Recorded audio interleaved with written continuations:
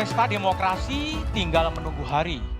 Pemilu yang akan digelar pada 14 Februari 2024 ini akan diikuti 18 partai politik nasional dan 6 partai politik lokal.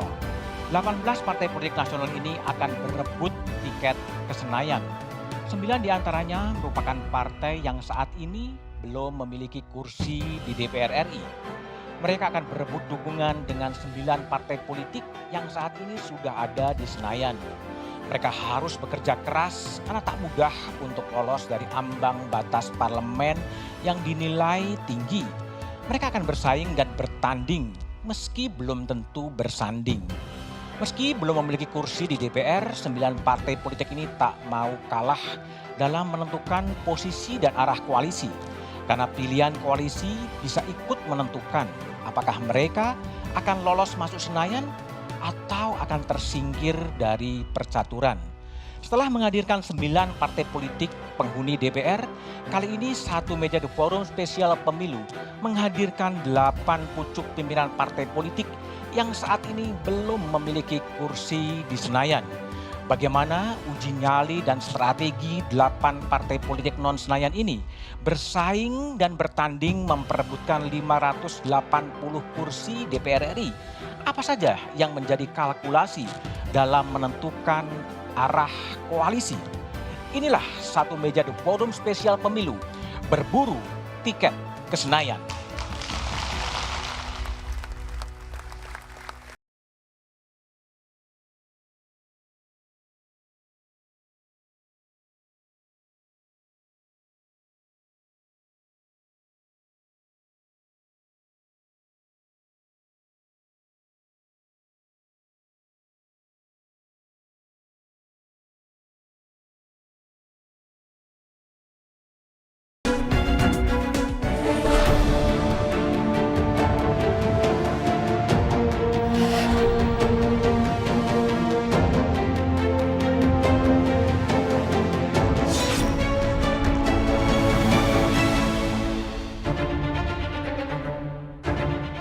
Kita justru melahirkan tokoh-tokoh baru. Makanya caleg kita lebih banyak dari tokoh-tokoh muda, hampir 98%. Rakyat Indonesia sekarang ini memang menanti-nantikan lahirnya partai baru, lahirnya wajah baru, lahirnya pemimpin baru, karena mereka merasa hidupnya ini begini-begini saja. Mereka yang mengatakan ini lupa atau pura-pura lupa, mereka ini pejabat pemerintah, ketua-ketua partai, relawan-relawan yang lahir dari rahim reformasi. Masa di Indonesia nggak ada partai buruh? Negerimu itu 56,4 juta, itu buruh formal. Serikat-serikat buruh banyak. Terus siapa yang memperjuangkan secara politik? Kerjasama politik ini adalah kerjasama dalam kaitannya Pilpres. Karena pelaksanaan Pilpres dan Pileg itu bersamaan, mau tidak mau pasti akan ada kerjasama Pileg juga.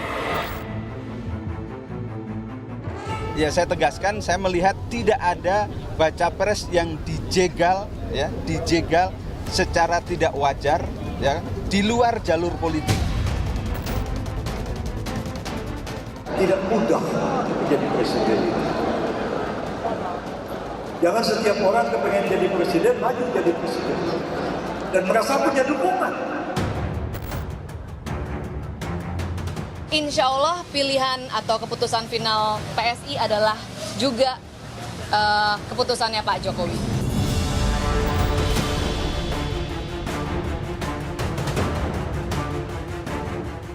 Urusan mereka, urusan koalisi, urusan kerjasama itu urusan partai.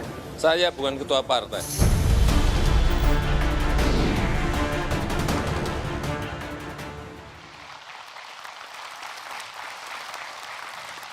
Malam ini saya ditemani 2 orang panelis, Abdel Akrian, Cing Abdel, malam, seorang komedian, Malam Mas Budi, malam Ya, Pak. dan juga ada Bivitri Susanti, pengamat hukum tata negara. Malam, Bibip. Selamat malam. Dan 8 pucuk pimpinan partai politik sebagai narasumber. Di ujung sebelah kiri ada Profesor Yusril Issa Mahendra. Malam, Prof. Yusril, Ketua Umum Partai Bulan Bintang. Lalu Fahri Hamzah, Wakil Ketua Umum Partai Gelora. Malam, Bang Fahri. Ada Mas Anas Urbaningrum, Ketua Umum Partai Kebangkitan Nusantara. Ya. Di sebelah kiri saya ada Mas Ridho Rahmadi, Ketua Umum Partai Umat. Malam, Mas Ridho. Lalu kemudian ada Presiden nih, Presiden betulan, Presiden Partai Buruh, Said Iqbal. Malam, Waalaikumsalam. Lalu kemudian ada Ketua DPP Partai Perindo, Mas Heri Budianto. Malam, Mas Heri. Dan kemudian ada Andi Budiman, Wakil Ketua Umum Partai Solidaritas Indonesia. Dan ada Mas Teddy Gusnaidi, Wakil Ketua Umum Partai Garuda. Saya juga sudah mengundang Partai Hanura, tapi pada malam ini belum berkeinginan untuk hadir. Sebelum saya memulai dialog pada malam ini, kita dengarkan terlebih dahulu cuplikan pidato kenegaraan Presiden Jokowi di sidang tahunan MPR siang tadi. Saya bukan lurah, saya adalah Presiden Republik Indonesia. Ternyata Pak Lurah itu kode.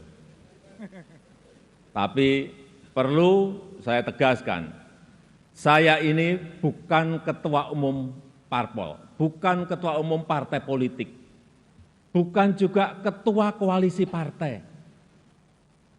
Dan sesuai ketentuan undang-undang, yang menentukan capres dan cawapres itu adalah partai politik dan koalisi partai politik. Jadi saya ingin mengatakan itu bukan wewenang saya. Bukan wewenang Pak Lurah.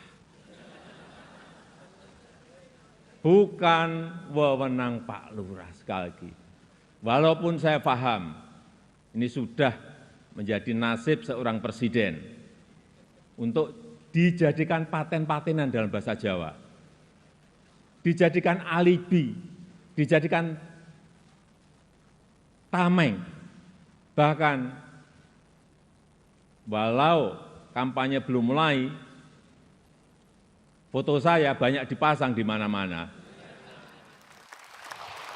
Oke, Fahri Hamzah, bro. Jadi apa yang dibaca kode Pak Jokowi bahwa Pak Jokowi itu bukan lurah tapi presiden dan nggak mengarahkan partai politik, terserah lah mau dukung siapa. Itu kalau Gelora gimana?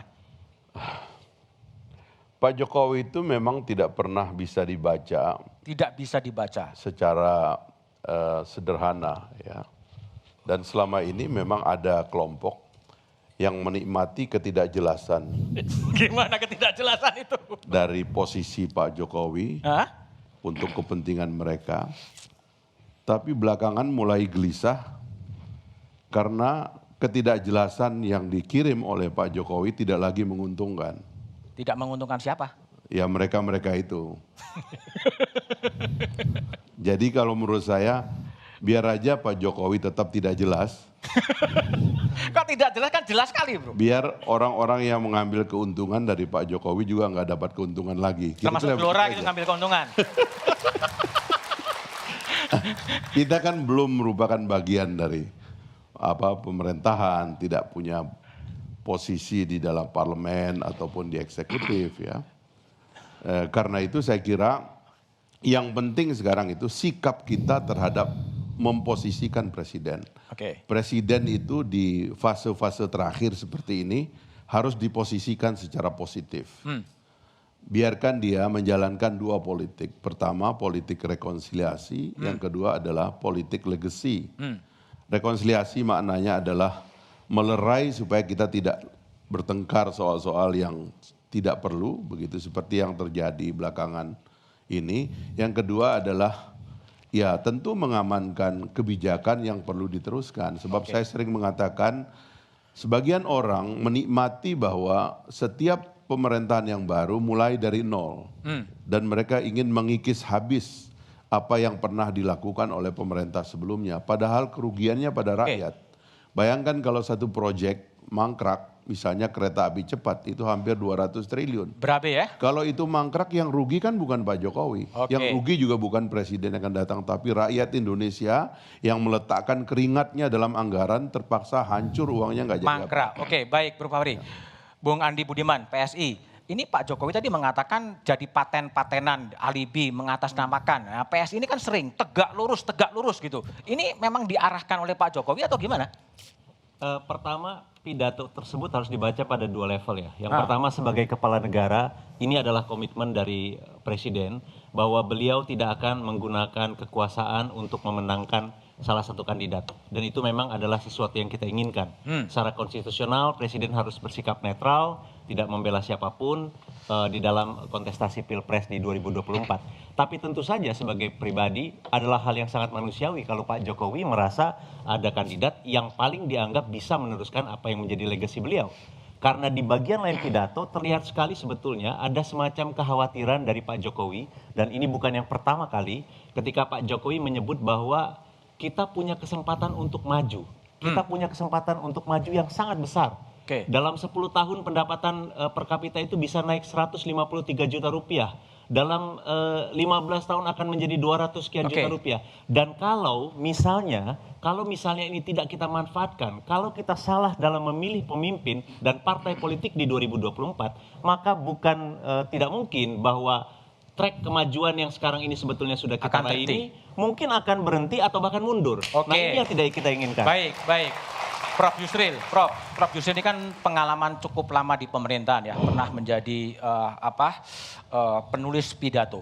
Kalau Prof Yusril lihat tadi pidato presiden dalam sidang tahunan MPR ya, kelihatannya menjadi lebih lepas, tidak terlalu formal. Prof Yusril lihatnya gimana tadi pidato tadi? Bahasa pidato presiden itu seperti di awang-awang. Di awang-awang? Ya, jadi ibarat manusia itu kepalanya nggak mentok ke langit, kakinya nggak nginjek bumi. Maksudnya gimana Pak Yusril? Tapi ya bahasanya memang begitu. Jadi saya nulis pidato presiden itu satu bahasa yang dimengerti oleh semua orang. Jadi oleh masyarakat kelas bawah dimengerti dan tidak ditertawakan oleh kaum intelektual. Jadi memang ucapan-ucapannya itu kan berisi satu kebijakan. Dan memang tidak detail, tidak strict to the point. Dan karena itu memang bisa ditafsirkan macam-macam. Jadi terserah yang nafsir apa yang dikatakan oleh Pak Fahri Hamzah itu betul. Jadi ucapan presiden itu satu kalimat yang mengandung beribu makna. Ya itulah presiden. Oke, Mas Anas, kalau Mas Anas lihat ya, tadi meskipun Pak Jokowi mengatakan dia itu sering diatasnamakan, fotonya sering berada di mana-mana. Kalau PKN melihat, memang Pak Jokowi menjadi lurah dan mengarahkan siapa partai-partai itu berlabuh ke siapa ya? Pernyataan-pernyataan Pak Jokowi tadi itu menurut saya justru menegaskan bahwa posisi Pak Jokowi sebagai kingmaker. Kingmaker? Iya. Malah menegaskan itu? Menurut saya begitu, karena dengan namanya dipakai atau digunakan atau diatasnamakan, meskipun kemudian pakai terminologi Jawa jadi paten-patenan tadi itu sesungguhnya menegaskan bahwa Pak Jokowi punya pengaruh besar untuk Pilpres yang akan datang. Yang kemudian disimbolkan dengan Pak Lurah tadi ya? Ya, itu kan sebetulnya bahasa yang sangat mudah dipahami buat para politisi, bahkan kalangan kelas menengah perkotaan atau para peminat politik sangat mengerti istilah Pak Lurah itu. Dan yang Pak Lurah di mana-mana punya pengaruh besar. Hanya soal pengaruh besar itu mau digunakan atau tidak. Oke. Kalau sekarang sudah digunakan belum? Sekarang sebagian sudah digunakan. Belum digunakan semua. Belum digunakan sepenuhnya ya. Mas Heru, Perindo. Kalau Perindo baca dan kemudian Perindo kan juga sudah menyatakan dukungannya. Itu betul-betul karena kedaulatannya Perindo atau nunggu arahan dari Pak Lurah juga sebetulnya? Iya, kalau yang disampaikan dari yang dicuplik tadi, saya melihat bahwa Pak Jokowi menyampaikan betapa beliau itu memahami tentang politik kekinian.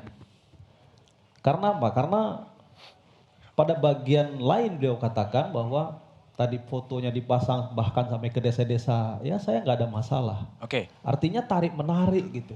kepentingan antara beberapa blok yang menginginkan dukungan dari Pak Jokowi, karena kepuasan tingkat kinerja Pak Jokowi yang masih sangat tinggi, ini menunjukkan bahwa memang pengaruh sosok Pak Jokowi di pemilu presiden yang akan datang itu sangat kuat gitu, masih ada. Gitu. Nah bagi Perindo sendiri, kami sudah menentukan sikap. Kami bersama-sama dengan PDIP, kemudian P3 dan Hanura mendukung Ganjar Pranowo, itu adalah bagian daripada kami terus mengupayakan kelanjutan dari pembangunan yang sudah dijalankan oleh Pak Jokowi. Baik, Mas Ridho, Ketua Umum Partai Umat. Ini kalau Mas Anas tadi kan bilang bahwa kode lurah itu ya biasa lah ya, artinya semua orang paham. Kalau Partai Umat memahami nggak kode lurah atau Pak Lurah memang sangat ikut menentukan arah politik dari Partai Umat? Ya, jadi tadi saya melanjutkan dari Bang Fahri juga Prof. Yusril. Jadi ini kurang jelas apa yang dimaksud. Jadi kita diajarkan juga dalam politik ini untuk membaca apa yang tidak dikatakan. Yang tidak dikatakan apa? Jadi ini kita tidak bertanya tapi dijawab. Ya. Jadi seperti anak kecil kita tanya melakukan ini atau tidak, sebelum kita bertanya lebih jauh sudah mengaku A dan seterusnya. Jadi seperti seakan-akan mengkonfirmasi yang kita khawatirkan tersebut, yaitu cawe-cawenya Jokowi dalam hal Pilpres. Jadi sekali lagi, kalau stance Partai Umat ya dari awal kita sudah dalam beberapa kali forum mengatakan Presiden Jokowi seyogianya harus pada posisi yang di tengah. Ya. Jangan sampai gambar-gambar itu juga ada pada poster-poster capres-capres. Jadi jangan sampai cawe-cawe, karena beliau adalah pimpinan tertinggi dari Republik ini, memegang seluruh instrumen, seluruh sumber daya. Jadi apa yang dilihat beliau belum bisa dikatakan itu juga akan diikuti oleh bawahannya. Oke, baik. Bang Said, kalau Bang Said sebagai Presiden Partai Buruh yang menyuarakan aspirasi buruh, tadi Pak Jokowi kan mengatakan bahwa saya ini sering diatasnamakan gitu. Nah faktor Pak Presiden atau Pak Lurah dalam bahasa Pak Jokowi, Partai Buruh akan merefer juga kemana arah pendulum politik dari Presiden ke Capres 2024? Partai Buruh belum menentukan siapa calon presidennya, karena kami harus melakukan konvensi calon presiden. Belum? Konvensi calon presiden sekitar September atau awal Oktober. Dan kemudian nanti diputuskan di rapat presidium. Mungkin Oktober atau awal-awal November baru kita putuskan. Kami tidak harus menentukan cepat atau lambat. Karena pemilihan kepala negara bagi kaum buruh, petani, nelayan, dan kelas pekerja itu ada tentang masa depan.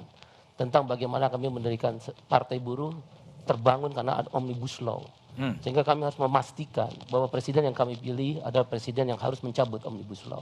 Jadi yang kedua, memilih presiden yang harus mencabut Omnibus Law. Iya. Itu yang akan didukung oleh Partai Buruh. Betul. Yang kedua, Bung Teddy, kalau Bung Teddy lihat tadi gimana soal alibi atau pernyataan terbuka dari Presiden Jokowi bahwa saya bukan lurah tapi presiden, saya nggak mau cawe-cawe dalam urusan partai politik, itu adalah kedaulatan partai. Kalau bagi Mas Teddy, posisinya gimana? Ya saya bilang kalau hari ini Pak Jokowi nonton, pasti Pak Jokowi mengatakan bahwa ini orang-orang sok tahu semua gitu. Sok tahu. Seolah-olah mereka bisa menafsirkan apa yang dia pikirkan gitu. Tapi kalau kita melihat begini, sebenarnya Pak Jokowi ini kalau yang tadi kita lihat itu benar-benar menyampaikan keluh kesahnya. Keluh kesah? Keluh kesahnya terhadap berbagai situasi yang terjadi sekarang ini, bagaimana dirinya dijadikan alat oleh partai-partai politik untuk meningkatkan elektabilitas. Tapi memang Pak Jokowi itu saya lihat apa adanya, karena bahkan cawe-cawenya pun dia mengakui bahwa memang dia punya hak untuk cawe-cawe gitu. Jadi saya melihat bahwa ini adalah sebuah ungkapan yang jujur dari Presiden Jokowi, sehingga tidak ada tafsir-tafsiran. Makanya saya yakin ketika Pak Jokowi menonton acara ini, dia akan bilang kalian sok tahu semua. Kalian sok tahu ya. Presiden Jokowi memang seperti mengeluarkan segala unek-uneknya dalam pidato sidang tahunan MPR. Tapi apa sih sebetulnya ingin disampaikan Presiden? Diskusinya setelah jeda berikut ini.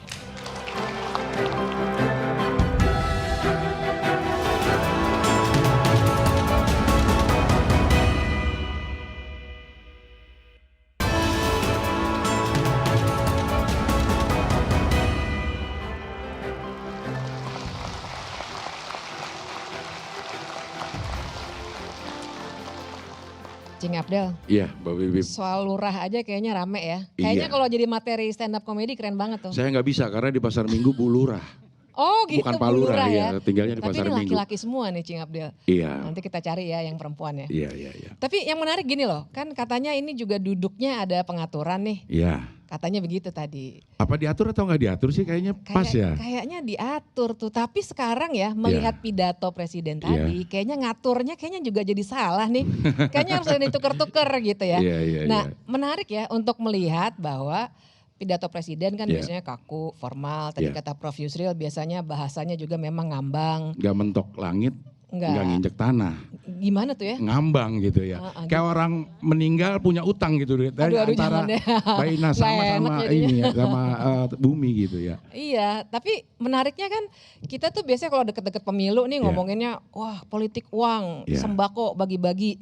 Tapi sekarang jadi ada indikator baru nih, pidato presiden. Betul. Tuh gimana ya tuh apa tadi tuh apa tuh kira-kira kalau Cing Abdel tuh melihatnya ngambang itu sebenarnya gimana tuh ya? Jadi kayaknya Pak Jokowi kayak sedang curhat gitu ya. Iya.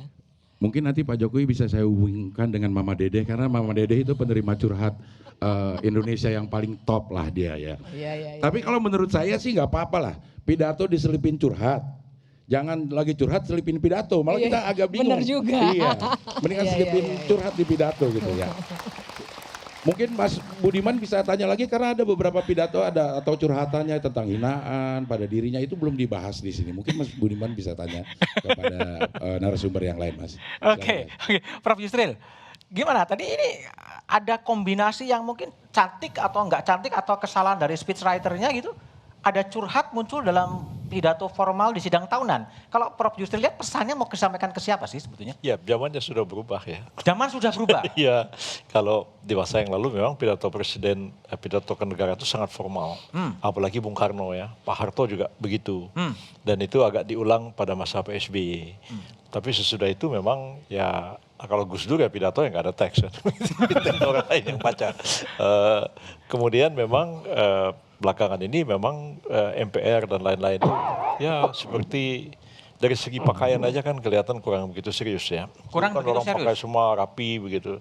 Sekarang kan dengan pakaian warna-warni masing-masing, bawa pakaian daerahnya masing-masing. Jadi kita melihat ini sidang tidak lagi formal. Memang bagus sih dari segi mengangkat citra budaya kita yang Bhinneka Tunggal Ika dan sebagainya. Tapi sifat formal dari pertemuan itu menjadi kurang nilainya.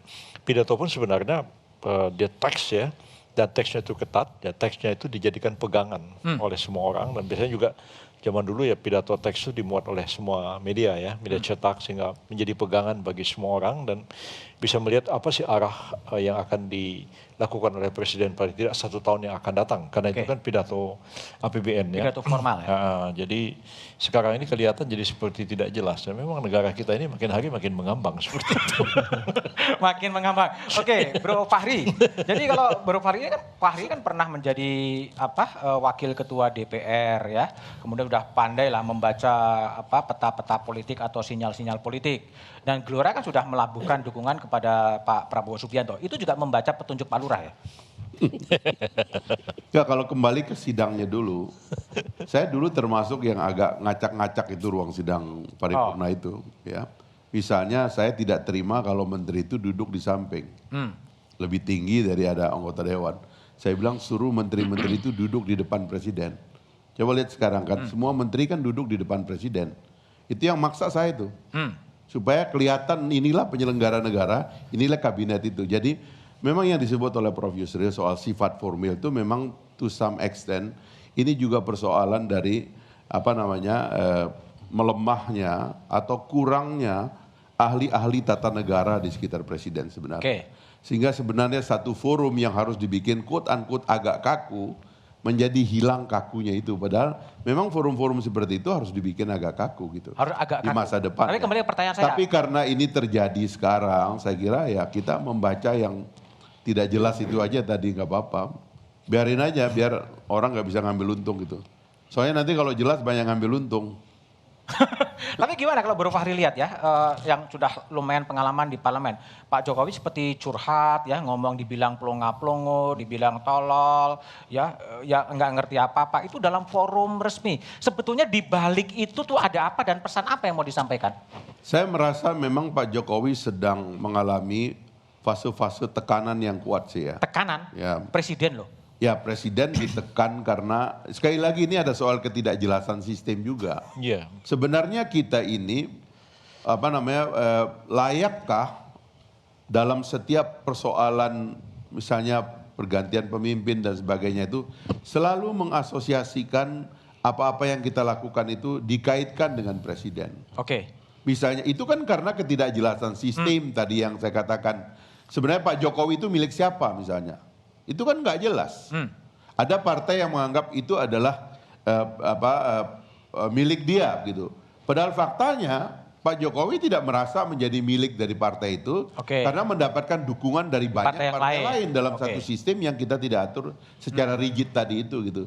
Itulah yang menyebabkan kemudian ada serangan kepada Pak Jokowi sekarang karena dianggap ada kubu yang ambil untung dari Pak Jokowi dan ada kubu yang merasa rugi oleh pengambilan keuntungan dari kubu lain begitu.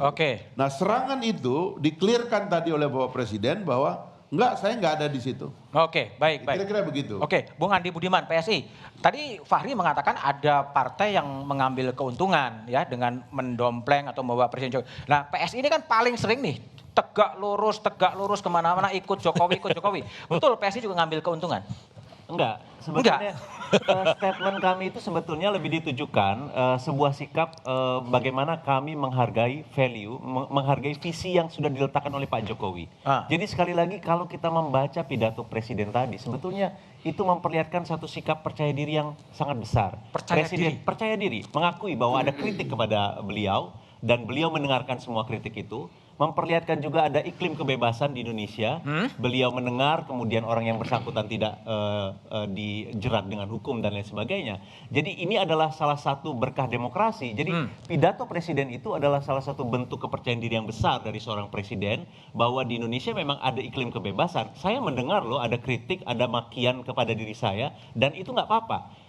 Karena kenyataannya, karena pada bagian lain Pak Jokowi itu memperlihatkan rasa percaya diri yang besar dengan memaparkan apa yang sudah dikerjakan selama beberapa waktu Tapi terakhir. kan tadi Anda mengatakan menghargai kebebasan dalam demokrasi. Tapi Pak Jokowi juga mengatakan bahwa demokrasi telah disalahgunakan untuk mencaci, untuk memaki-maki. Betul. Yang dikritik oleh Pak Jokowi itu adalah hilangnya keadaban. Dalam soal itu kita sepakat. Dalam soal keadaban itu kita sepakat bahwa ruang publik ini terlalu banyak diisi dengan kebencian dan itu harus kita hentikan. Itu kita harus sepakat pada. Tapi PSI nggak ngambil keuntungan dari Pak Jokowi kan? Tergantung apa yang dimaksud dengan keuntungan tadi. Yang jelas dukungan sejak awal PSI memang merasa bahwa dukungan kami ini adalah dukungan yang otentik. Kami merasa bahwa orang yang akan bisa menyelamatkan masa depan Indonesia adalah Pak Jokowi. Yang bisa menyelamatkan anak muda, adalah Pak Jokowi. Mas Anas, jadi gimana kalau Mas Anas melihat pidato Jokowi tadi, pesan itu mau disampaikan kepada siapa sih sebetulnya sampai di depan itu kan kelihatannya improvisasi ya, nggak ada di teks tapi kemudian dia semacam mengungkapkan lah situasi kebatinan, isu-isu yang banyak di ruang-ruang publik.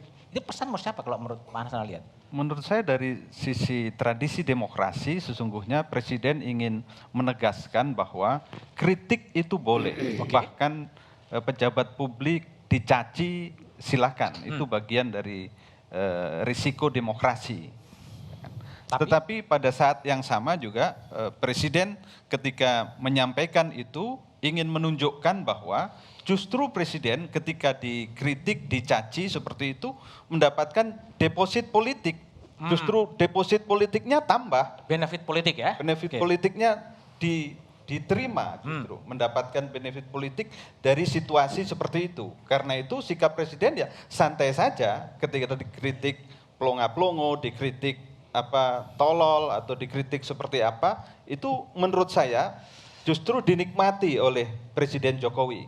Tetapi saya setuju pada saat yang sama Presiden sedang mengingatkan bahwa di dalam tradisi demokrasi yang keras pun harus mempertimbangkan nilai-nilai keluhuran. Di dalam menyampaikan kritik itu mesti ada asas sopan santun.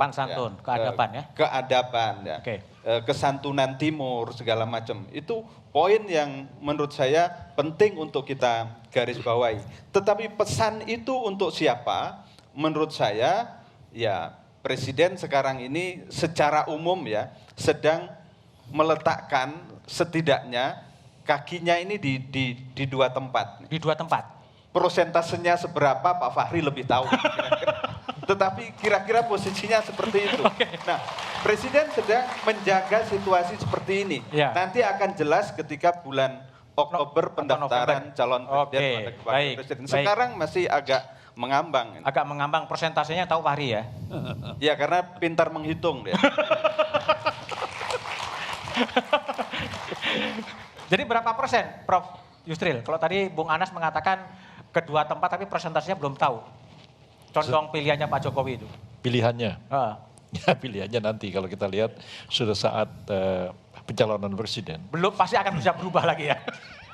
Bisa saja berubah ya. Politik ini kan selalu dinamis dan susah untuk diduga. Susah untuk diduga? Ya, susah sekali untuk menduganya. Termasuk Mas Anas kan, yang juga masih kebingungan kan?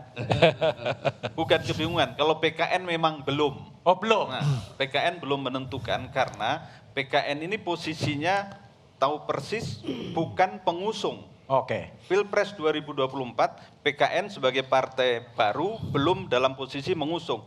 Paling jauh adalah mendukung. Karena itu kami sabar, sabar saja. Peta politiknya seperti apa, kemudian pasangannya seperti apa. Perjodohan politiknya aja belum tuntas kok, koalisinya belum tuntas. Yang baru sabar dulu. Jangan kemajuan gitu ya? Nah, kira-kira.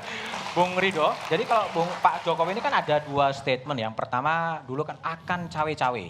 Ya kan? Tapi pada saat sekarang, tadi dalam sidang tahunan MPR mengatakan urusan capres-capres itu gak ikut-ikutan. Saya bukan ketua umum parpol, bukan ketua koalisi parpol, gak akan ngatur-ngatur. Gak akan jadi kingmaker. Ya. Yang dipercaya yang mana kalau Pak Ridho? Yang pertama ya. Yang pertama itu yang mana? Yang pertama akan cawe-cawe. Gitu. Akan cawe-cawe, artinya? Akan cawe-cawe. Dari berbagai macam gestur Pak Jokowi yang sudah dilakukan ya, dengan diturunkan anaknya bertemu tokoh ini dan tokoh itu, capres-capres, itu salah satu bukti indikasi yang kuat lah. Kan capresnya menemuin putranya. Ya, berbagai macam cerita lah kita bisa buat ya gitu. Nah, saya ingin sedikit mengomentari tentang pidato tadi. Ya, jadi harusnya dalam pidato kenegaraan ya itu ini akan dilihat tidak hanya seluruh Indonesia, tapi juga luar negeri. Jadi harus mencerminkan juga high politics, politik yang adiluhung, yang adab, ya, yang tinggi. Jangan sampai ada hal yang less formal ataupun sampai cengengesan seperti. Tapi kan ada dua pidato kan, pidato di depan MPR dan pidato soal APBN kan sebetulnya di DPR maupun di sana sebenarnya. Ya, dimanapun itu kan formal semua. Ya. Nah, seharusnya mencerminkan ini adalah pimpinan tertinggi Republik ini, ya, termasuk dikatakan. Saya juga sama konsennya, sepertinya tim di belakangnya ini mungkin kurang memahami ya, tata naskah dan segala macam yang seharusnya mencerminkan sekali lagi politik adiluhung yang tinggi lah, yang beradab. Gitu. Oke, kalau Partai Umat larinya kemana? Untuk Capres 2024? Di Rakernas kita sudah mendeklarasikan ke Pak Anies Baswedan. Ya. Katanya kan Pak Amin Rais bilang ke Prabowo, yang mana yang betul? Nah, itu improvisasi juga itu. Pak Amin Rais, Partai Umat, insya Allah bulat utuh kita mendukung Pak Anies Baswedan. Lalu pernyataan Pak Amin Rais? Itu doorstop, kemudian dalam konteks yang mengandai-andai. Jadi kalau ditanya sekarang, ya, pertanyaannya ya, kalau ditanya sekarang, bagaimana nanti kalau ini begitu, ya jawab kita, ya insya Allah nanti kita kasih tahu. Oke, jadi masih Pak Amin berbeda, Partai Ridho berbeda gitu? Oh enggak, Pak Amin sama. Partai Umat bulat utuh mendukung Pak Anies Baswedan. Oke, baik. Kalau Garuda kemana? Garuda kan belum ketahuan ini, pendulumnya akan ikut ke blok yang mana dan harus ikut mengusung kan sebenarnya dalam Pilpres 2024? Ya kalau Garuda sampai hari ini kita masih mengutak-atik ya. Mengutak-atik? Mengutak-atik dua pimpinan bangsa yang terbaik ya. Antara siapa dan siapa? Antara Pak Prabowo atau Pak Ganjar. Jadi kami lagi mengutak-atik. Kan nama Partai Garuda lambangnya udah mirip Gerindra kan, ke Gerindra ya? Ya bisa saja. Bisa saja kan? Bisa saja kan. Kan kita belum keputusan. Belum ada keputusan. Bisa diatur. Gak bisa diatur. Kalau kita gak bisa diatur.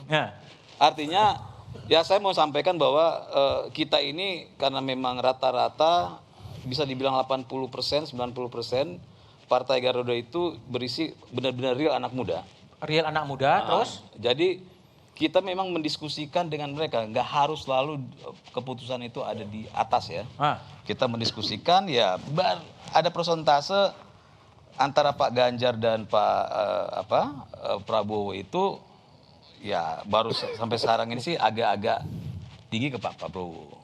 Agak kecenderungan ke sana? Iya. Oke, Bib mau bicara? Iya, saya mau. Silakan. numpang nitip pertanyaan ya, ini boleh langsung nanya atau Boleh, saya silakan. nitip deh, saya nitip ke Mas Budiman.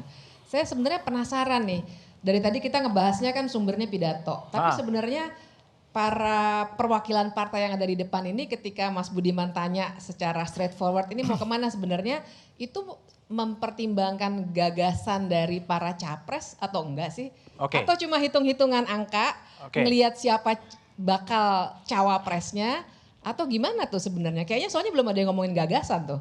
Oke, baik. Heri, tadi kan Heri kan udah jelas tuh pendukungnya adalah pada Mas Ganjar Pranowo. Ini yang dipertimbangkan memang apa? Tadi yang Di Fitri katakan gagasan yang dibawakan oleh capres, atau ada faktor apa lagi sebenarnya yang membuat Perindo menjatuhkan blok kepada Mas Ganjar Pranowo? Ya, fakta politik hari ini kami adalah bagian daripada pemerintahan Jokowi Ma'ruf Amin. Itu satu poin. Maka apa yang sudah dilakukan oleh Pak Jokowi hari ini itu harus dilanjutkan. Kita seperti disampaikan oleh Pak Jokowi dalam pidato itu juga bahwa Indonesia akan memasuki masa Indonesia Emas 2045. Kita akan masuk pada posisi kelima negara besar dunia. Sudah ada strateginya. Maka pemimpin ke depan itu adalah pemimpin yang memiliki komitmen untuk terus melanjutkan apa yang sudah dilakukan. Jadi gagasannya adalah gagasan Presiden Jokowi yang kemudian bisa dilaksanakan oleh Ganjar Pranowo. Poinnya adalah setiap pemimpin itu apa yang sudah dilakukan harus memiliki komitmen pemimpin ke depannya untuk melakukan. Jadi tidak berganti pemimpin lalu kemudian semua yang sudah dilakukan itu hilang, harus disusun dari bawah. Jadi keberlanjutan itu sangat penting. Keberlanjutan Kalau sangat tidak, penting. energi bangsa ini habis hanya karena ganti pemimpin lalu kemudian kebijakan. Tapi Pak Prabowo juga mau apapun dan melanjutkan kan, bahkan menyebutkan tim kabinet Jokowi. Ya kita lihat darahnya seperti apa, itu kan penting. Dua-duanya mau melanjutkan bukan? Persis, tapi kan lahirnya Ganjar Pranowo adalah sama-sama dari partai yang dari PDIP, seperti itu. Oke, baik, Bung Said. Ini kan Bung Said ini kan tadi mengatakan masih mau menunggu suara buruh ya. Tapi gagasan apa sih kalau Anda mau menjatuhkan pilihan pada A, B, C, itu apakah seperti Bipip katakan tadi gagasan yang ditawarkan atau ya udahlah asal pilih aja lah, kira-kira gimana? Tadi saya sudah sebut, Partai Buruh akan memilih calon presiden yang berani mencabut Omnibus Law Undang-Undang Cipta Kerja. Bagaimana negara menempatkan mencabut Undang-Undang Cipta Kerja. Bagaimana negara menempatkan sebagai agen outsourcing. Ini jenis pekerjaan yang boleh di outsourcing, ini yang tidak boleh. Itu kan modern slavery. Orang bilang Partai Buruh pada identitas. Yes, we are the identitas political party karena kami adalah identitas kelas. Oleh karena itu menjadi penting bagi Partai Buruh untuk menentukan pemimpin masa 5 tahun ke depan, memastikan hak-hak buruh, hak-hak petani yang tanahnya dirampas, hak-hak nelayan yang nggak pernah punya perahu, hak-hak perempuan yang termarginalkan karena kekerasan, hak-hak buruh migran yang diperkosa, yang dipancung. Kami ingin memastikan itu dan terakumulasi di Omnibus Law. Udah ada belum sih? Oleh karena itu konvensi akan menentukan itu. Kami tidak berhenti di situ. Kami ingin melakukan sebenarnya karena sistem. Apa yang dilakukan oleh Pak Jokowi hal yang wajar nggak? Wajar. Karena sistemnya udah terjadi begitu. Kami menginginkan presidensial threshold 20% dihapus agar setiap partai politik mempunyai calon presiden. Kalau Partai Buruh berorientasi pada kelas, maka calon presiden kami adalah kelas. Itulah kita meminta agar negara memberi ruang. Hakim Mahkamah Konstitusi memberi jalan. Kalau dia udah jadi peserta pemilu, jelas kami beda kok identitasnya. Kami beda dengan Partai Golkar, kami beda dengan Partai PDIP. Karena apa? Apa yang menjadi orientasinya beda. Gimana kami mau pilih seorang calon presiden kalau dia pro outsourcing? Bagaimana kalau kami bisa cari calon presiden, tidak ada ruang, presiden yang ingin kami pilih, dia pro kepada petani, yang reforma agraria, kedaulatan pangan. Semua ditutup dengan sistem ini. Jadi nggak salah kalau Presiden Jokowi melakukan itu. Karena apa? Sistemnya memang orang mencari ada gula, ada semut, ada elektabilitas, maka dia menjadi ruang untuk mendapatkan itu. Belum lagi lembaga survei yang menguatkan itu. Terus di mana orang-orang kecil ini menempatkan diri dalam ruang yang sudah dibuka menjadi peserta pemilu, mencari pemimpinnya. Oke, baik. Ini konkret ya. Pertama adalah presiden yang mau mencabut Omnibus Law dan kemudian presidensial reforma agraria lebih konkret. Bung Abdel, silakan. Anda mau menanggapi kelihatannya. Ini saya cuma pengen nanya sebenarnya bapak-bapak yang mendukung atau mengusung Pak capresnya, itu capresnya mau nggak sih? Anda nanya ke siapa itu? Iya, siapa silakan Mas Budiman bisa. Capresnya udah mau maju gitu. Iya, capresnya mau nggak sih didukung sama partai ini gitu? Atau ada punya kewenangan jadi kan begini masalahnya, kita ini memang sudah dibatasi jumlah capresnya. Jadi nanti kayak Partai Buruh ada kesulitan tuh. Kalau misalnya semua capres tidak menyatakan secara tegas akan mencabut Omnibus Law misalnya, berarti kan Partai Buruh harus golput. Kan, itu persoalan kan. Memang kita sudah dibatasi, ini sistemnya kayak begini. Sekarang kan ini kan waktunya tinggal sebulan. Kan yang ditanya itu kita main dalam koridor yang sudah ada ini, karena nggak mungkin kita ubah. MK udah nggak nerima perkara lagi dalam situasi seperti ini. Jadi sekarang ini seperti kata Bung Anas tadi, tinggal pengusung atau pendukung begitu. Kita yang belum punya seat di parlemen di Senayan tadi, yang judul pertemuan ini adalah menuju Senayan tadi, kita yang belum punya seat di Senayan, kita akan menjadi pendukung. Kira-kira begitu. Nah itu disampaikan nggak ke? Oh harus gitu, harus ada kontrak juga nanti dengan mereka gitu. Pastilah mereka memerlukan dukungan. Lebih banyak, lebih baik tentunya, karena jumlah orang yang bekerja buat capres itu akan lebih banyak begitu. Oh ya. Baik, terima kasih Pak. Udah puas ya. Oke ya, dari pidato kenegaraan Presiden Jokowi, kita akan beralih ke strategi 8 partai politik yang hadir malam ini untuk bagaimana nih mengutak-atik cara berburu tiket agar bisa mendapatkan kursi di Senayan. Kami kembali usai jeda.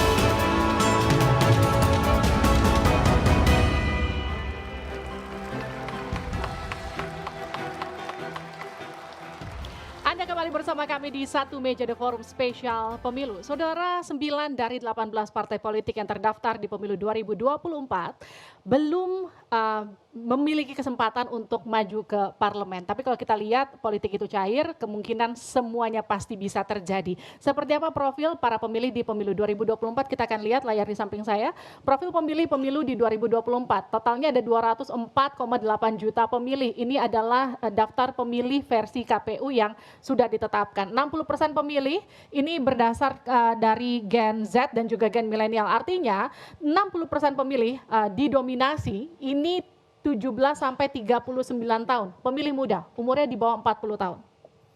Kita lihat peserta pemilu di 2019, kita flashback sedikit. Ada 9 partai politik yang lolos ke Senayan. Ada PDI Perjuangan, Gerindra, Golkar, Demokrat, Nasdem, PAN, P3, PKB, dan juga PKS. Ada 5 partai politik yang tidak lolos ke Senayan di 2019. Ada PSI, Hanura, Partai Garuda, Perindo, dan juga Partai Berkarya. Tapi kalau kita lihat di 2024, ini ada total 18 partai politik yang sudah terdaftar. Dan 9 parpol non-Senayan. Dari mana datangnya 9 parpol? 5 yang tadi ditambah 4 partai politik baru. Mereka semua memperebutkan 580 kursi di Senayan. 18 partai politik ini memperebutkan 580 kursi. Kalau kita lihat dari elektabilitas partai politik versi Litbang Kompas, ini surveinya di Mei 2023. Kalau kita lihat, di sini Perindo 3,1%, sisanya masih di bawah 1%. Artinya PR-nya masih cukup besar. Kenapa? Karena ambang batas parlemennya di 2024 4%. Kita lihat elektabilitas partai politik versi LSI ini di Juli 2023, lebih dekat ke sekarang. Perindo 4,4%, artinya kalau ini betul terjadi nanti di pemilu, Perindo mungkin aja lolos ke parlemen. Sisanya tetap masih punya PR yang cukup besar. Elektabilitas partai politik versi Carta Politika, ini Mei 2023. Perindo 3,2%, di sini sisanya semua masih di bawah 1%. Ambang batas parlemen di 2014 itu 3%. Tapi di 2019 dan di 2024 4%. PR-nya masih cukup besar, tapi sekali lagi politik apapun bisa terjadi. Yang jadi pertanyaan sekarang gini, PR-nya masih cukup besar, masyarakatnya sudah cukup tahu belum partai politik baru atau partai politik mana aja sih yang akan berlaga di pemilu 2024? Kita lihat ini dia kata masyarakat.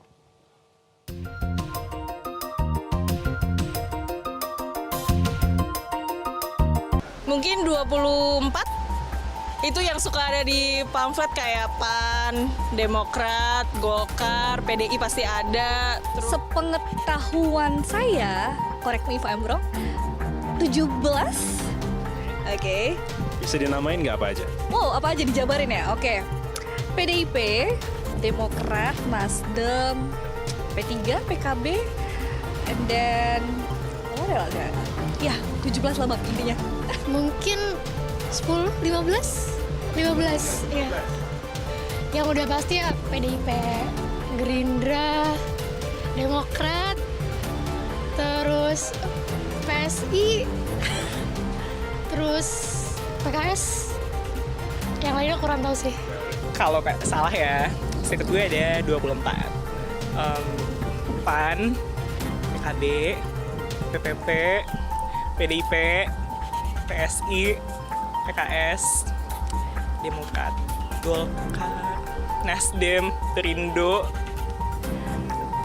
Partai Buruh. Sisanya gak kepikiran. Kalau pesertanya mungkin kalau yang terdaftar 17 kali ya. Tergantung sih kalau yang partai lokal yang 6 itu masuk apa enggak belum tahu sih, harus riset lagi. Yang paling terkenal mungkin ada kayak PDIP, Demokrat, ada juga Golkar dan lain-lain gitu sih. Peserta partai aduh nggak tahu persis sih, cuman kalau nggak salah 20-an gitu, terus dipisah ada partai nasional sama partai lokal ya kalau nggak salah kayak gitu. Jadi kayak PDIP, Nasdem, Gerindra, terus PKS, PAN, banyak dah. Kalau tadi kita dengar apa kata masyarakat yang tadi kita rangkum jadi beberapa cuplikan tadi, rasanya PR bagi partai politik baru di pemilu 2024 ini masih sangat besar. Karena tadi jumlahnya nggak ada yang benar. Jumlah yang benarnya 18, tapi rata-rata mereka nyebut 20-an. Dan dari semua yang disebut itu, belum banyak yang menyebut partai-partai baru yang sekarang jadi tamunya Mas Budiman di atas. Jadi PR-nya luar biasa besar. Tapi bukan berarti nggak mungkin ya Mas Budiman ya. Tapi sebelum Mas Budiman kembali ambil alih satu meja di forum, ini nampaknya Mbak Bivitri sama Cing Abdel mau komentar dikit nih. Iya ini kalau ngelihat yang tadi Vox Pop itu belum banyak yang tahu ya, bahkan tidak ada yang menyebut yang non Senayan ya. Ternyata popularitas masih diperlukan ya, Pasti. walaupun elektabilitasnya belum tahu, yang penting populer dulu. Populer sama uang biasanya Cing Abdel. Pakai uang ginian ya? Oh Pakai pasti uang. dong. Buat populer harus pakai uang. Harus banget. Enggak, Aldi Taher enggak dia.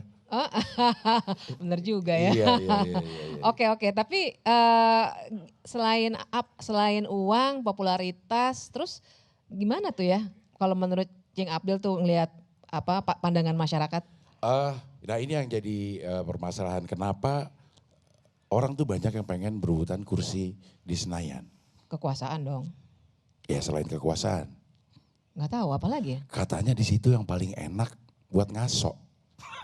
Yang bener.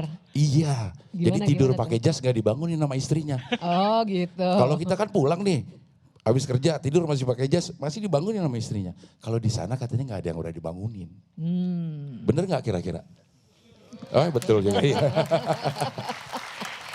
Coba kita tanya sama Mas Budiman. Sebenarnya tujuan akhirnya partai-partai itu mau berebutan tiket ke Senayan apa sih? Emang membuat bobok-bobok? Atau buat kekuasaan atau apa sih? Coba deh tanya dong Mas Budiman. Oke, Cing Abdel dan Bibip. Kayak ke Bung Fahri dulu ya. Fahri ini kan galak ya di waktu jadi wakil ketua DPR itu. Betul ada kenikmatan ya di DPR, termasuk tadi yang Abdel cerita tidur-tidur gitu. Ya di semua tempat ada orang jahat, ada orang baik. Banyak yang mana? Tapi dalam politik itu memang niatnya memang harus baik ya. Artinya pertama-tama kita hidup di alam demokrasi, kita percaya bahwa demokrasi menganut konsep sirkulasi elit secara permanen. Jadi sebenarnya dalam demokrasi itu tidak ada yang namanya partai lama atau partai baru. Yang ada adalah mandat lama dan mandat baru. Karena pada dasarnya dalam demokrasi, rakyat punya kebebasan untuk menentukan pemimpinnya anytime dia mau. Bahkan kalau di dalam sistem parlementer itu, kalau rakyat sudah merasa ini pemerintahan sudah tidak legitimate, ya kan, karena bertengkar atau gagal membuat koalisi, pemilunya itu bisa dipercepat anytime begitu. Nah di dalam sistem kita, sistem presidensil itu diatur secara periodik 5 tahunan, dan 5 tahun itu adalah kesempatan bagi rakyat untuk memperbaharui pemimpinnya. Oke. Selama ini kita punya keluhan yang disebut oleh Cing Abdel tadi, anggota dewan yang tidak bekerja dan sebagainya, ya kita bikin pemilu ini supaya ada orang baru yang mengganti orang-orang yang kita anggap udah saat diganti. Oke, baik. Mas Anas. Anas kan juga pernah berada di DPR ya. Apakah memang tadi ada orang berburu-buru ingin menjadi anggota DPR, ada kenikmatan-kenikmatan tadi yang secara sinikal Cing Abdel mengatakan bisa boba atau apa mau diperjuangkan sebetulnya? Buat PKN, pemilu itu sesungguhnya adalah kesempatan rakyat untuk menilai kembali pilihannya pada pemilu sebelumnya. Betul atau tidak? Itu sudah sesuai dengan ekspektasinya atau belum kan gitu. Nah, kesempatan seperti itulah yang kemudian membuka ruang politik bagi partai yang sudah ada sebelumnya maupun bagi partai yang baru untuk menawarkan harapan-harapan yang lebih baik gitu. Nah, karena itu kemudian partai baru punya kesempatan untuk menawarkan harapan yang lebih baik karena partai baru belum dinilai oleh publik, oleh rakyat, oleh pemilih. Partai yang lama yang sudah punya anggota parlemen dinilai apakah sudah sesuai dengan harapan tadi atau belum. Nilainya merah atau hijau. Simbolik banget ya. Merah, kuning, hijau atau ungu. Ungu, biru, Tosca. Oke. Ya, semua harus disebut. Gitu. Oke. Biar adil. Tapi poinnya adalah pemilu itu adalah harus, menurut saya harus dibangun tradisi baru begini. Kalau pemilu biasanya dimaknai sebagai musim panen. Musim panen? Bagi pemilih. Menurut saya mulai pemilu yang akan datang itu harus diubah menjadi musim tanam bagi pemilih. Panennya adalah nanti berupa kebijakan-kebijakan yang baik, yang menguntungkan bagi sebanyak mungkin rakyat, baik di tingkat nasional maupun di tingkat lokal. Nah, kalau pemilu dianggap sebagai musim tanam, menurut saya kompetisinya akan menjadi lebih sehat. Karena yang ditawarkan adalah hal-hal yang bersifat positif. Akan juga berpengaruh terhadap perilaku pemilih.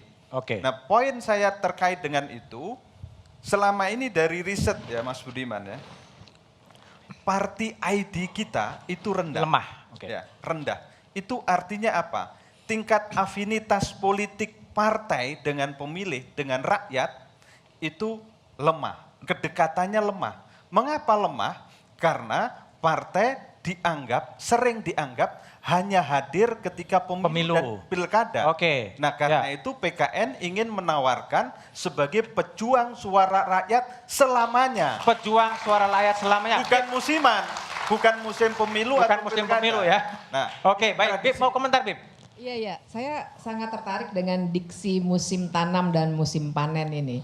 Tapi begini, soalnya kan sekarang itu sistem di DPR tidak memungkinkan kita pemilih untuk tahu persis orang yang mewakili saya itu dia setuju nggak misalnya sama Undang-Undang Cipta Kerja. Dia setuju nggak dengan Undang-Undang Kesehatan. Karena semuanya bukan one person one vote tapi one fraksi one vote gitu. Nah, tapi partai-partai baru nih sebenarnya punya nggak ide untuk mendobrak tradisi-tradisi yang menghilangkan musim tanam tadi gitu. Idealnya begitu, tapi sistem kita tahu sistem pengambilan keputusan di DPR tidak seindah itu. Kalau misalnya 8 partai baru ini ternyata tidak punya visi untuk mengubah cara DPR bekerja lebih partisipatif dan lain sebagainya, ya kita lingkaran setan nih. Akhirnya ntar yang di sini juga akan sama aja. Bung Said silakan direspon ini. Jadi ada musim tanam. Partai buruh mengedepankan satu aturan di dalam konstitusi kami, namanya constituent recall. Constituent recall. Jadi bukan lagi political party recall. Apa itu constituent recall?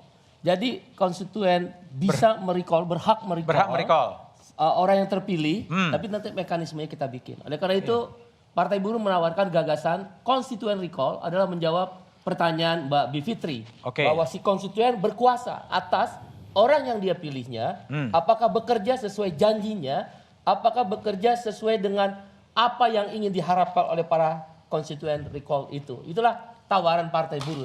Baik. Kalau Partai Umat, Mas Ridho gimana menanggapi statement dari Bibip tadi?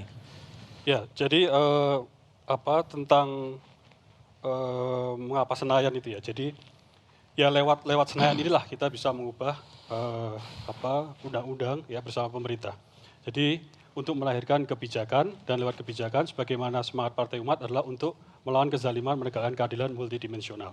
Nah, ini yang berusaha dibuka jalannya oleh Partai Umat.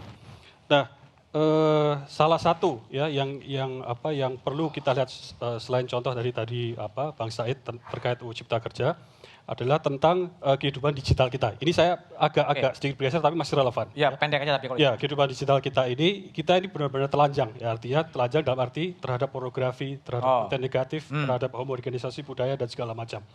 Yang lebih parah lagi, kita membiarkan ya dari asing ya dalam hal ini adalah China untuk membangun pusat data. Nah, ini adalah pintu awal dari penjajahan digital. Jadi China itu bersaing dengan Amerika, dengan Uni Eropa untuk memaksakan standar regulasi digitalnya kepada negara-negara lain. Baik. Itu jadi ini contoh yang harus kita perjuangkan. Dan itu akan diperjuangkan oleh Partai Umat ya. Baik. Prof Yusril, tadi gimana nih kritik dari Bibip termasuk ya ada record dari partai itu yang nggak ketahuan sebetulnya. Ini recordnya terhadap undang-undang omnibus seperti apa, terhadap korupsi seperti apa. Nah PBB dalam konteks perubahan sistem menawarkan seperti apa agar ada modernisasi dalam partai politik sebenarnya? Iya, masalahnya kan seringkali partai itu seperti kami merumuskan satu program yang sebenarnya cerdas ya, untuk melakukan satu perubahan sistem politik yang ada sekarang ini. Hanya kadang-kadang tidak sepenuhnya dapat dijangkau oleh masyarakat. Pemikiran-pemikiran kita itu. Nah kesulitannya kita juga sebagai orang yang berada di luar untuk mendobrak sistem itu sulit. Kecuali memang kita ada di dalam. Dan mereka yang sudah ada di dalam itu memagari. Nggak mau? Ya, untuk bisa masuk sebenarnya kan contoh punya pilpres saja kan. Ya bikin peraturan 20% ya. Dan sekarang ini lebih aneh lagi, 20% hasil pemilu sekarang dipakai untuk 5 tahun yang akan datang.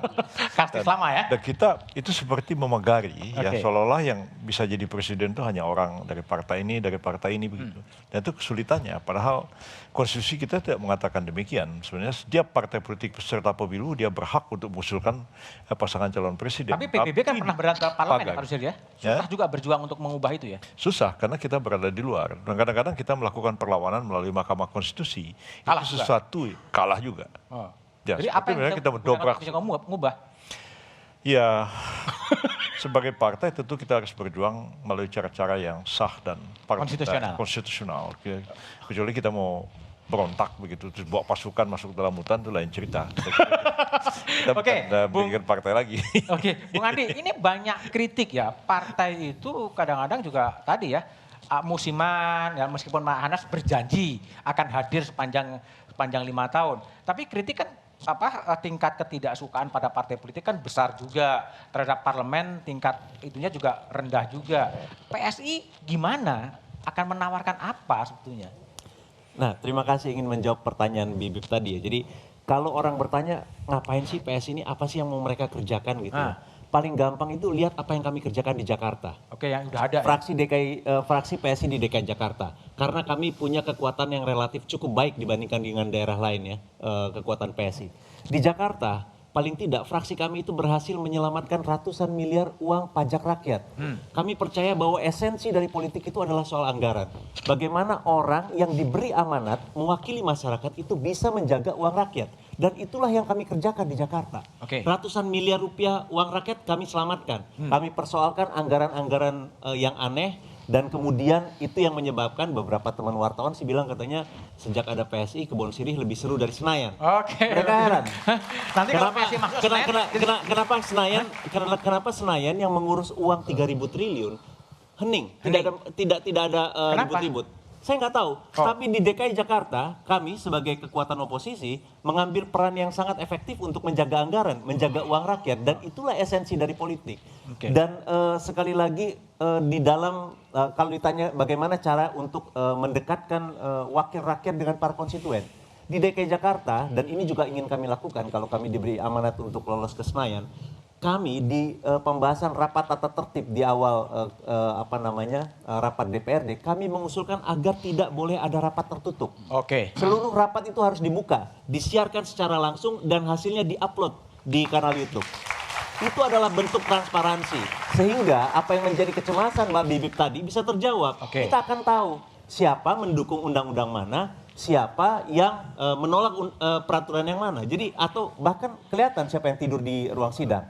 Jadi sekali lagi itu yang akan kami kerjakan. Paling gampang kalau orang nanya apa sih keinginan PSI, ya gampang aja, paling lihat apa yang kami kerjakan di DKI Jakarta. Bung Teddy, kalau Partai Garuda menghadapi tadi Bung Said mengatakan ada constitutional recall, lalu kemudian record yang lebih terbuka, PSI juga mengatakan lebih terbuka, semua rapat terbuka. Kalau dari Garuda apa yang ditawarkan? Ya, jadi kalau dari Garuda ini sebenarnya sudah dari tahun lalu ya. Kami sudah sosialisasikan ke daerah bahwa kita ini sebenarnya adalah produk-produk orang-orang yang muak ya. Muak dengan kebanyakan para caleg yang datang menjanjikan sesuatu, setelah jadi jangankan janjinya ditepati, dihubunginya susah. Ya. Curhat nih. Enggak, kita ini memang adalah bagian dari masyarakat yang muak melihat hal itu. Jadi dari tahun lalu karena kita takut terbentur dengan aturan main, Bang Budiman, jadi kita ini sudah menyampaikan ke semua DPD kami, di DPC kami, dan itu sudah disetujui bahwa ke depan ya dalam kampanye nanti kita akan mengatakan bahwa jika ya wakil rakyat dari Partai Garuda tidak menepati janji, maka kami ganti. Recall. Ya. Kenapa? Gini. Jadi kenapa kami mengatakan begitu dari tahun lalu? Makanya kalau sampai sekarang saya sampaikan nggak apa-apa, karena kan ini live ya. Jadi kita nggak berani dari kemarin itu untuk melakukan hal itu. Kenapa? Karena kan kami akan terbentur dengan aturan main. Jadi ke depan kami semua menyatakan bahwa caleg-caleg kami ketika turun itu menyerahkan nomor handphone dan alamat email. Jika ketika mereka jadi bisa dihubungi. Kecuali kalau lupa. Jika ya kan pasti ada yang mengatakan juga diubah. Kami di politis itu ada WA nginep itu masalahnya. Jadi kami di pusat itu punya hotline khusus. Jadi ketika tapi ada yang terima kan? Ada wakil rakyat yang tidak melaksanakan janjinya, maka kami. Baik. Bung Heru, Perindo, tadi kan banyak strategi untuk Bung Heri, ya Bung Heri. Jadi gimana? Apakah tadi seperti Bung Said atau Bung Andi Budiman, Perindo gimana? Iya, kalau Perindo kan real ya. Dari hasil survei tadi sudah bisa dilihat. Kami belajar dari satu kali ikut pemilu tahun 2019. Waktu itu Perindo dapat 2,67%. Hanya kurang 1,3. Lalu kemudian tahun 2021, 2 tahun kemudian itu turun drastis menjadi 1%. Kemudian tadi kita bisa lihat sekarang naik, bahkan ada yang 4%. Kami optimis kami akan ada di Senayan. Untuk menjawab pertanyaan Mbak Ip tadi, saya kira poin lah, Perindo adalah partai yang tidak punya beban masa lalu. Optimis kita. Dan saya kira semua teman-teman yang di sini ada 8, kecuali mungkin PBB ya, Prof pernah ada di Senayan setelah reformasi, lalu kemudian kan tidak ada. Saya kira partai ini nggak ada beban masa lalu. Layak masyarakat Indonesia mempercayakan kepada kami-kami yang ada di sini untuk duduk di Senayan. Baik. Dari Senayan kita ke pemilu presiden, karena 8 partai politik non Senayan ini beda pilihan soal pasangan capres dan cawapres. Bahkan ada yang belum menentukan pilihan. Apa alasan dan tujuan partai kami hadirkan setelah jeda berikut ini.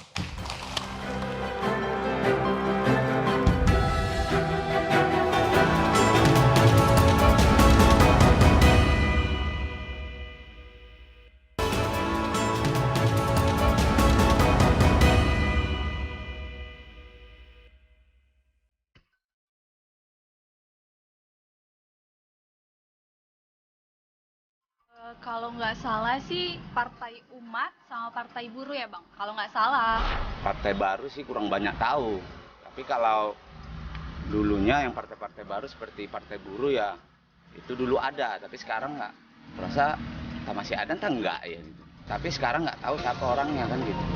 Kurang tahu sih, kayak yang saya tahu mungkin partai-partai baru seperti PSI dan partai yang mau didirikan oleh Pak Amin Rais itu.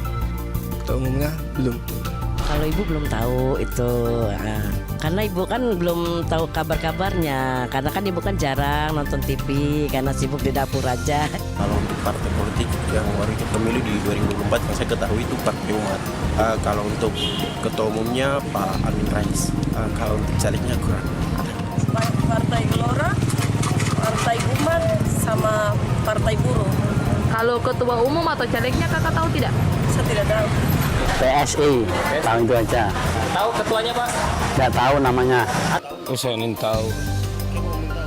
Ya salah-salah cuma sibuk di pasar begini Pak. Kalau Partai Baru setahu kita itu yang dibentuk oleh Amin Rais kalau tidak salah. DP nama Partai Umat. Kalau DP Ketua di Sulut kita nih tahu cuman dari pusat. Kalau yang DP Ketua di pusat mungkin Amin Rais sih karena dia yang bentuk. Jadi itulah komentar warga ya. Jadi ada pepatah tak kenal maka tak sayang. Banyak warga yang belum kenal sebetulnya partai-partai politik seperti apa dan ketua umumnya siapa. Cing Abdel, ini untuk membuat kenal partai apa perlu dibikin konflik dalam partai ya supaya jadi berita di media gitu ya? Iya, saya sebenarnya senang kalau partai pada berkonflik. Karena itu jadi bahan buat lawakan banyak banget Mas Budiman. Ya. Karena pada dasarnya politisi sama komedian itu sama. Kita, komedian dan politisi sama-sama membentuk narasi membawa audiens kita ke satu tempat. Begitu sampai di tempat yang dituju, audiensnya kita tinggalin. Kalau komedian ninggalin dengan tawa, sayangnya politisi tinggalinnya dengan duka. Gitu ya? Dihubungin nggak bisa lagi, yang seperti tadi Bang Teddy bilang banyak WA-nya nginep ya? WA nginep gitu. Iya menurut saya kayak begitu Mas Budiman. Oke, kalau Bibip ini problemnya di mana? Partai-partai nggak dikenal, ada yang tahu nama partainya, nggak tahu nama ketua umumnya. Ada problem regulasi nggak sih sebetulnya yang untuk betul-betul kan partai kan suara rakyat tidak disuarakan oleh partai politik, tapi nggak banyak dikenal partai-partai baru ini. Ya karena memang undang-undang partai politik kita itu lebih fokus pada hal-hal yang sifatnya administratif. Makanya saya kira semua partai baru di sini merasakan deh pasti barrier to entry-nya hambatan untuk memasuki wilayah politik formalnya susah karena yang diatur dalam undang-undang partai politik itu lebih soal berapa DPC-nya dan seterusnya. Padahal harusnya partai politik itu kita paksa sedikit kalau menurut saya ya. Dipaksa sedikit untuk punya aturan main yang lebih demokratis secara internal dan melakukan pendidikan politik. Jadi nggak cuma mendatangi calon pemilih menjelang pemilu seperti ini, tapi dalam 5 tahun itu diajak dialog, didengar aspirasinya. Ini kan yang jarang dilakukan oleh partai politik kita. Jarang dilakukan oleh partai politik. Kita coba tanya, Bung Rido, tadi dikenal Partai Umat gitu, tapi yang dikenal Pak Amin Rais gitu. Bukan belum menjadi ketua umumnya. Gimana Anda strateginya nih kemudian? Ya pertama memang ini tantangan di era digitalisasi. Jadi ada seliweran data setiap hari 2,5 kuintillion, sekian banyak data. Jadi bagaimana kita menyampaikan informasi ini suatu tantangan yang cukup berat. Tapi ini terus kita lakukan ya melalui serangan udara istilahnya juga melalui sosmed dan segala macam, juga melalui atribut-atribut. Jadi ini memang betul tadi Partai Umat. Ini tahun ketiga ini kita memang banyak fokus ke hal-hal sifatnya administratif, pendaftaran badan hukum, pendaftaran pemilu dan lain sebagainya itu makan waktu yang effort cukup banyak. Jadi memang sekarang kita sudah tutup dengan pencalekan, maka selanjutnya adalah kita bagaimana meningkatkan popularitas. Oke, baik, Bung Said. Tadi kan ada komentar juga tadi, Partai Buruh ini pernah muncul timbul tenggelam gitu kan. Bahkan ketuanya pun nggak dikenal. Kenapa Partai Buruh timbul tenggelam ini? Ya karena ada persyaratan untuk peserta pemilu itu kan, parliamentary threshold. Makanya kami juga menggugat. Demokrasi terpimpin, presidensial threshold, parliamentary threshold, cipta kerja, undang kesehatan itu harus dihapus. Itu dulu supaya kesinambungan partai politik kayak Lula. Tahun pertama di Brazil, sekarang presiden Brazil, Partidos dos Trabalhadores, pertama dia kalah kok. Macron juga kalah pertama, kalau dia nggak ada presidensial threshold, nggak ada parliamentary threshold, maka dia punya peluang untuk menyampaikan gagasan. Di situ ya, presidensial threshold. Yang kedua, Partai Buruh nggak takut. Partai Buruh bukan tentang kepemimpinan satu orang figur, dia kolektivitas presidium. Kenapa? Karena ada 4 unik di Partai Buruh. Satu, segmented issue. Kita ngomong, kamu mau pilih partai nggak? Upahmu naik, outsourcing nggak ada. Tanah yang dirampas kita kembalikan, land reform, perahu kita kembalikan, kan enak. Yang kedua, dia captive market. Anggota kami saja 11 afiliasi inisiator itu 10 juta orang. Kami ingin mengambil 4,8 juta, itu Pareto diagram kan 20%. Udah pasti masuk. Yang ketiga, dia adalah daily working party tadi yang dibilang Mbak Bivitri. Kami bekerja, orang tahu kok. Serikat Buruh KPBI, KSPSI, KSPI, dia bekerja terus. PHK, siapa yang ngebela? Kalau kamu pesangon, siapa yang ngebela? Makanya kami akan main di segmented captive market itu. Nah, baru yang pekerja dan buruh beriur. Kami bukan partai cukong, bukan Oke. partai dinasti, nggak ada kami tunduk sama siapapun. Karena kami mengiur diri kami sendiri dan di Serikat Buruh itu udah terbiasa. Oke, Makanya baik, kita baik. akan kedepankan. Ya, Mas Anas, tadi kalau dari survei, bukan survei lah, omongan acak di warga, PKN belum banyak disebut loh. Betul. Itu gimana mau PKN lolos ke Senayan? PKN itu di antara berdelapan di sini yang memang paling bontot. Paling bontot? Paling muda. Baru kira-kira setahun. Nah, saya kira-kira baru sebulan lebih lah ya. Tapi ada waktu kira-kira 6 bulan ke depan ini untuk nomor 1, sosialisasi PKN sekaligus caleg-calegnya bekerja di dapilnya masing-masing. Tentu dengan cara konvensional dan non-konvensional. Kami punya cara kerja atau strategi pemenangan yang mempertimbangkan keadaan-keadaan baru yang kami yakin itu akan bisa tembus ke rumah-rumah bahkan kamar-kamar pemilih. Dan disitulah tawaran-tawaran PKN yang berbeda dengan partai-partai yang lama, kami yakini akan menjadi pilihan alternatif bagi pemilih, terutama pemilih-pemilih baru ya, yang zilenial. Ya, pemilih kurang lebih 40 tahun target marketnya di situ. bawah, terutama ya, terutama. Karena di pemilih-pemilih baru ini percakapan-percakapan yang menjangkau ke depan, pikiran-pikiran yang progresif ke depan itu akan lebih mudah diterima.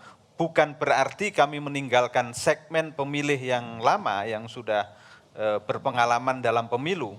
Tetapi biasanya pemilih-pemilih lama memang punya memori politik yang relatif melekat dengan partai-partai lama. Itu juga tetap menjadi sasaran kerja dari kerja-kerja politik partai maupun para caleg. Tetapi kami tahu ada segmen yang kami perhitungkan bisa untuk lebih menerima gagasan-gagasan baru tentang Indonesia yang bukan hanya maju demokrasi politiknya, tapi juga harus maju demokrasi sosialnya, maju demokrasi ekonominya. Di situ ada kesetaraan.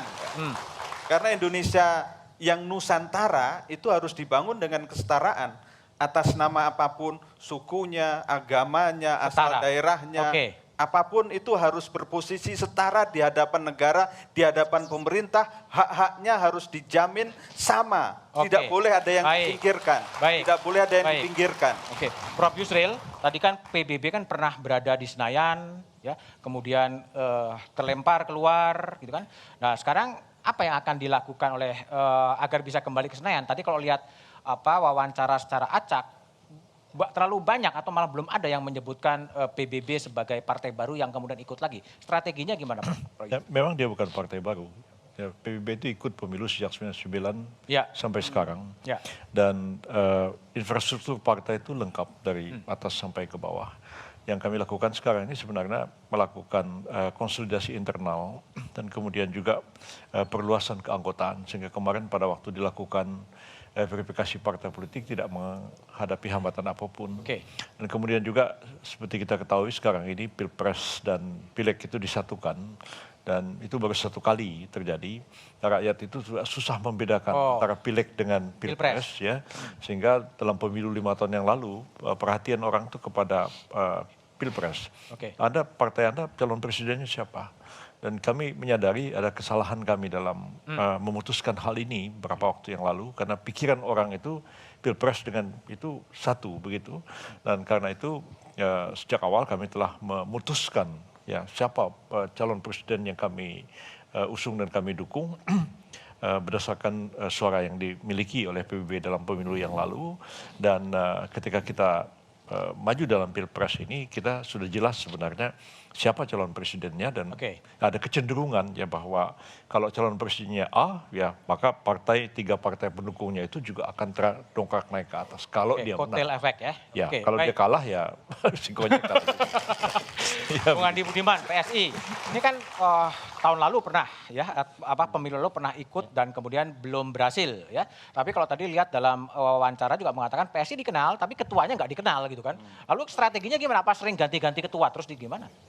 Enggak, tentu enggak begitu Mas Bud. Jadi sebetulnya ini hal yang wajar ya.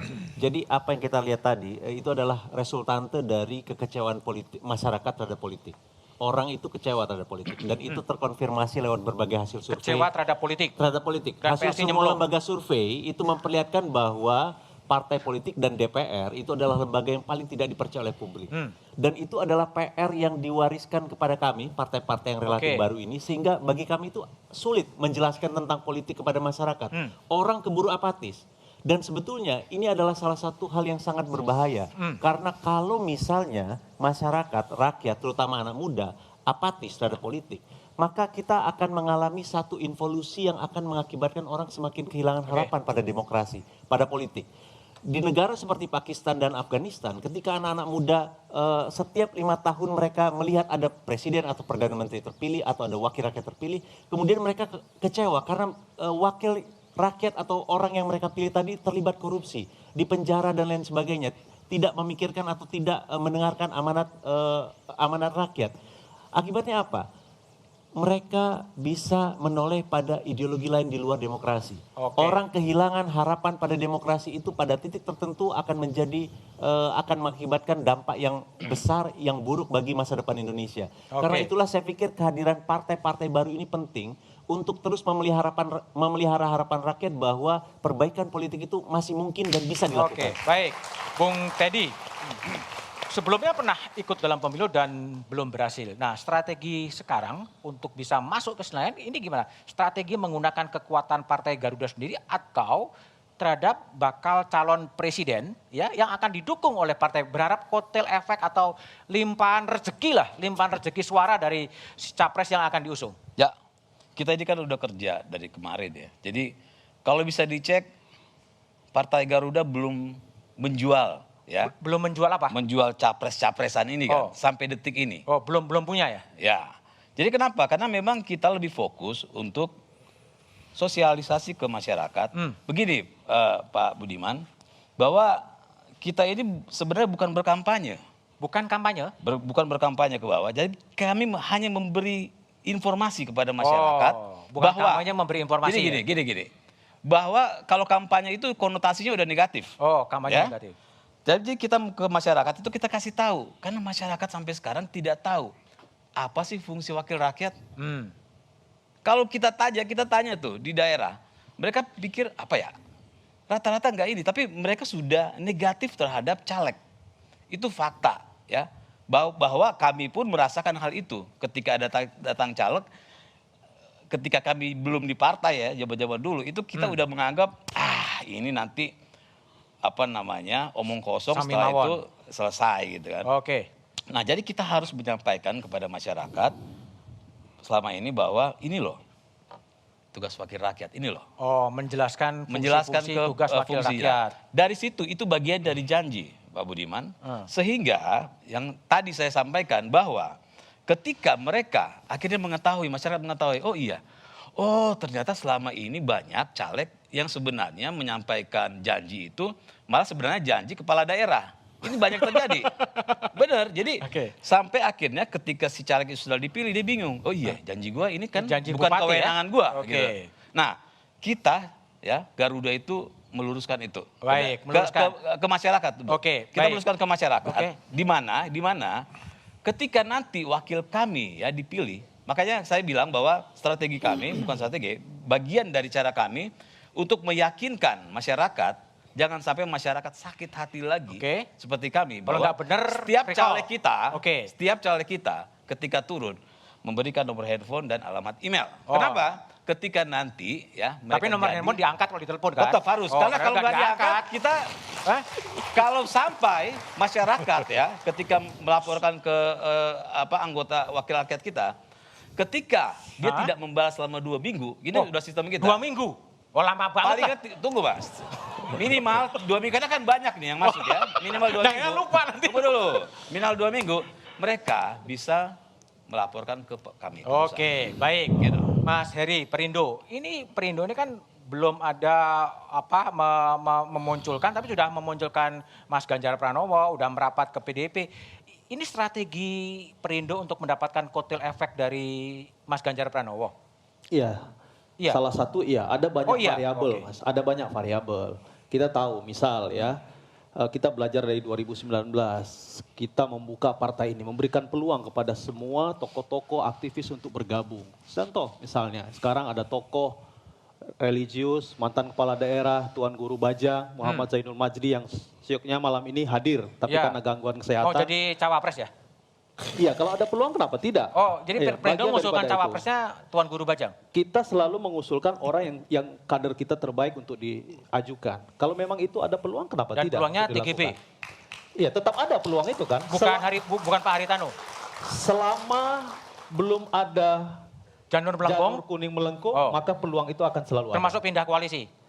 Koalisi saya kira sudah sangat mantap. Sangat mantap? Sangat mantap. Nggak akan ada perubahan apapun ya? Kita sudah menandatangani kontrak politik. Kontrak harus ditaati? Harus, karena komitmen politik itu kan juga bicara tentang komitmen. Oke. Politik itu tidak kemudian hari ini berubah, lalu kemudian besok berubah. Bagian daripada ikhtiar politik itu adalah bagaimana kita, ketika kita menentukan pilihan, maka pilihan itu harus kita tegak luruskan. Oke. Bung Abdel, kelihatannya Anda senyum-senyum tadi ya, membicarakan statement atau janji-janji dari para politisi. Apa sih Anda ada mau sampaikan, dan pikirkan sampai kerut-kerut gitu? Saya agak sedih sebenarnya. Sedih? Iya, karena saya nggak ngerti ngomong apa. Enggak, maksudnya ini PR dari Partai Non Senayan itu adalah menaikkan popularitasnya dulu untuk supaya dikenal oleh masyarakat. Misi, visi, segala sesuatu yang disampaikan itu hampir sama semua gitu. Mungkin harus ada terobosan dari partai-partai baru untuk membuat gimmick-gimmick yang lebih bisa diterima sama masyarakat sekarang gitu. Kalau dibilang bahwa kita tidak mau membedakan masyarakat, akan memajukan ini, memajukan itu, kayaknya hampir semua partai sama. Sehingga dia bingung ini partai yang mana, sama aja mendingan yang dulu, yang udah pasti. Jadi mungkin harus ada gimmick-gimmick yang lebih out of the box gitu, supaya paling tidak masyarakat kenal dulu. Masyarakat kenal dulu.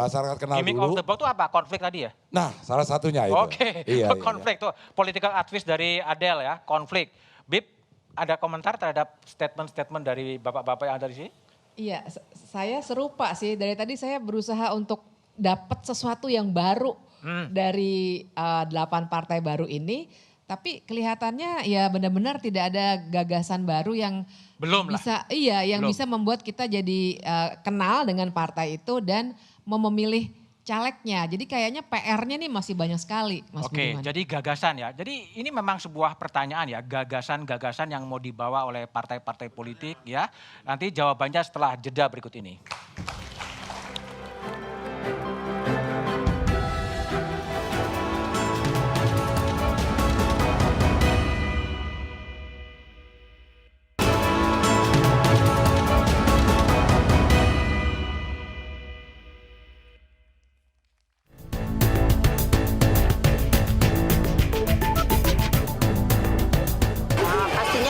Tapi tetap pilihan kita tetap satu.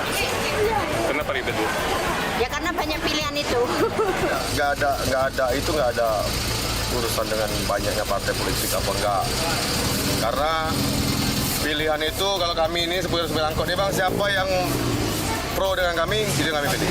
Siapa yang selalu melihat kami ke terminal ini, yang datang ke sini, itu yang kami pilih. Nggak ribet. Kalau menurut beta pribadi semakin banyak semakin ribet, semakin banyak semakin bikin pusing. Ya kalau bagusnya itu jangan terlalu banyak, supaya katong punya satu, katong jadikan pilihan itu untuk satu saja, supaya katong tahu dan katong yakin dia bisa bawa katong maju sampai ke atas. Semakin banyak katong pusing lagi mau pilih mana. Yang penting yang betul saja. Banyaknya semakin ribet. Karena katong mau pusing, katong mau pilih yang mana. Karena kalau untuk pemilihan lain tuh kita rasa agak ribet juga, karena katong mesti memilih yang pas, begitulah. Kita sebagai masyarakat itu bingung, karena semakin ramai partai itu artinya semakin ramai yang mencalonkan diri kan. Kalau tentunya kita tahu ya dari 18 partai politik ini pasti memiliki persaingan yang ketat antara partai politik satu dengan partai politik lainnya. Dan itu juga berdampak pada caleg-caleg nanti yang terlibat dalam partai politik. Kalau dibilang mau ribet atau enggak ya itu kembali tergantung lagi ya dengan partai politik masing-masing. Ya itulah suara warga, orang menganggap 18 partai politik bikin ribet, bikin rumit, susah milihnya. Mau milih kalau Katong datang ke terminal itu yang saya pilih. Prof Yusril, jadi PBB gimana? Lihat tadi warga kan ribet, makin banyak partai politik ribet. Dan strategi PBB untuk lolos ke Senayan gimana Prof? Sebenarnya justru partai politik itu untuk mengatasi keributan itu. Oh, mengatasi keributan. Karena kan aliran pikiran di tengah masyarakat itu kan beragam-ragam. Nah, karena itu dicoba yang sepaham itu berkumpul di sini, partai A, partai B dan seterusnya begitu. Dan partai itu kan menawarkan program-program apa yang harus mereka kerjakan nanti apabila mereka sudah duduk di DPR, di pemerintahan dan sebagainya. Dan dipikirkan oleh PBB itu sebenarnya ingin merombak secara total sebenarnya sistem bernegara kita ini. Dan PBB itu akan mengusulkan kembali untuk perubahan Undang-Undang Dasar 45 kita ya. Untuk mengganti demokrasi yang karikatur seperti sekarang ini pada demokrasi yang sejati. Yang kedua juga sebenarnya kita ingin membenahi sistem hukum kita. Oleh karena sekian lama kita merdeka ini. Dan termasuk pada pemerintahan Pak Jokowi sekarang ya walaupun dipuji orang, dianggap orang banyak melakukan terobosan-terobosan, tapi yang paling lemah dari pemerintahan Pak Jokowi itu adalah aspek hukumnya. Aspek hukum. Ya, dan saya kira kalau hukum kita tidak benahi ya, sulit untuk kita bergerak menjadi negara maju, sulit pada investasi datang ke sini dan seterusnya. Oke, baik, Prof. Bung Teddy, kalau tadi PBB menawarkan adalah amandemen kembali konstitusi dan pembenahan sistem hukum, suara warga mengatakan kebanyakan parpol bikin ribet. Garuda menawarkan apa? Ya, jadi kalau Partai Garuda tetap sama ya dengan yang saya sampaikan tadi bahwa kita itu back to basic. Back to basic? Back to basic artinya bahwa kebanyakan ya caleg-caleg ini menawarkan mimpi-mimpi yang tidak bisa mereka lakukan. Kalau Garuda?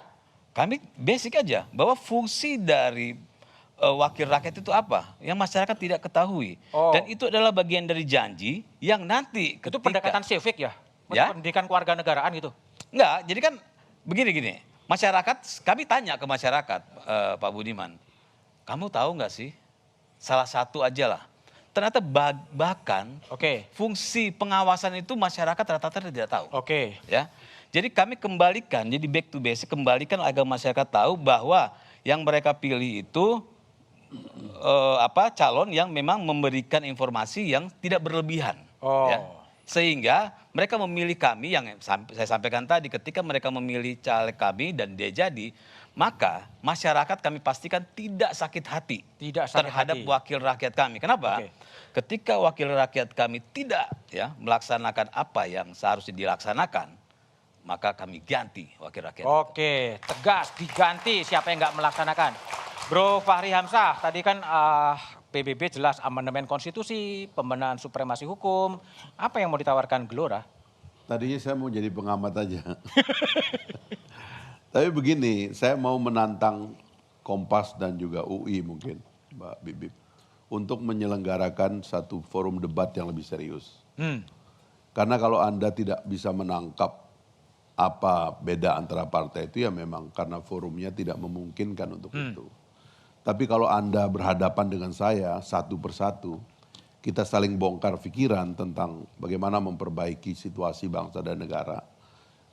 Itu kita bisa habis-habisan untuk sampai pada tingkat bahwa konsep siapa yang lebih unggul dan siapa yang konsepnya itu sudah obsolete, tidak bisa dipakai. Makanya kalau itu diselenggarakan, misalnya pada level partai politik dulu, karena konsepsi partai politik aja banyak yang salah. Masih pingin recall, ngatur pejabat publik yang sudah dipilih rakyat, itu kuno semua itu nggak boleh kita pakai lagi itu. Yang dipilih, kita ini dapur, kita ini di belakang layar. Kalau orang itu sudah diberikan mandat oleh rakyat, dipilih oleh rakyat, partai politik nggak boleh campur. Rusak dia, jelek pengalaman dia. Bro Fahri itu ya? Nggak boleh itu.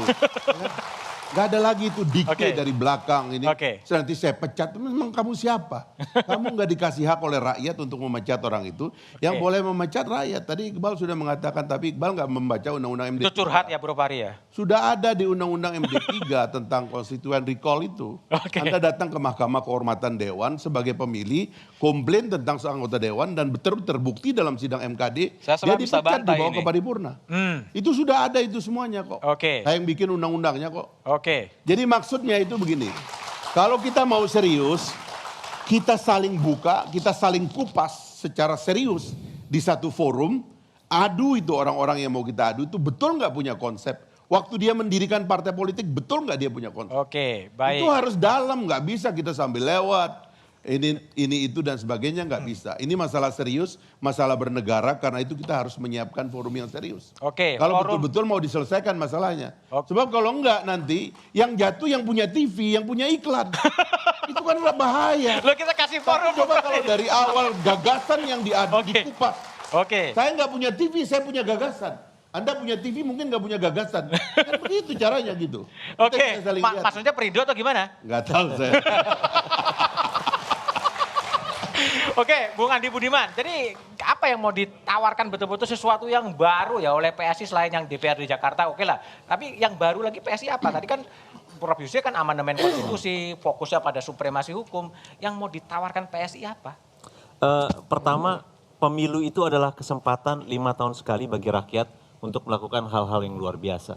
Kami percaya pada tahun 2024 nanti, masyarakat akan menghukum partai-partai yang memang tidak perform. Partai-partai yang tidak amanah, partai-partai yang korup.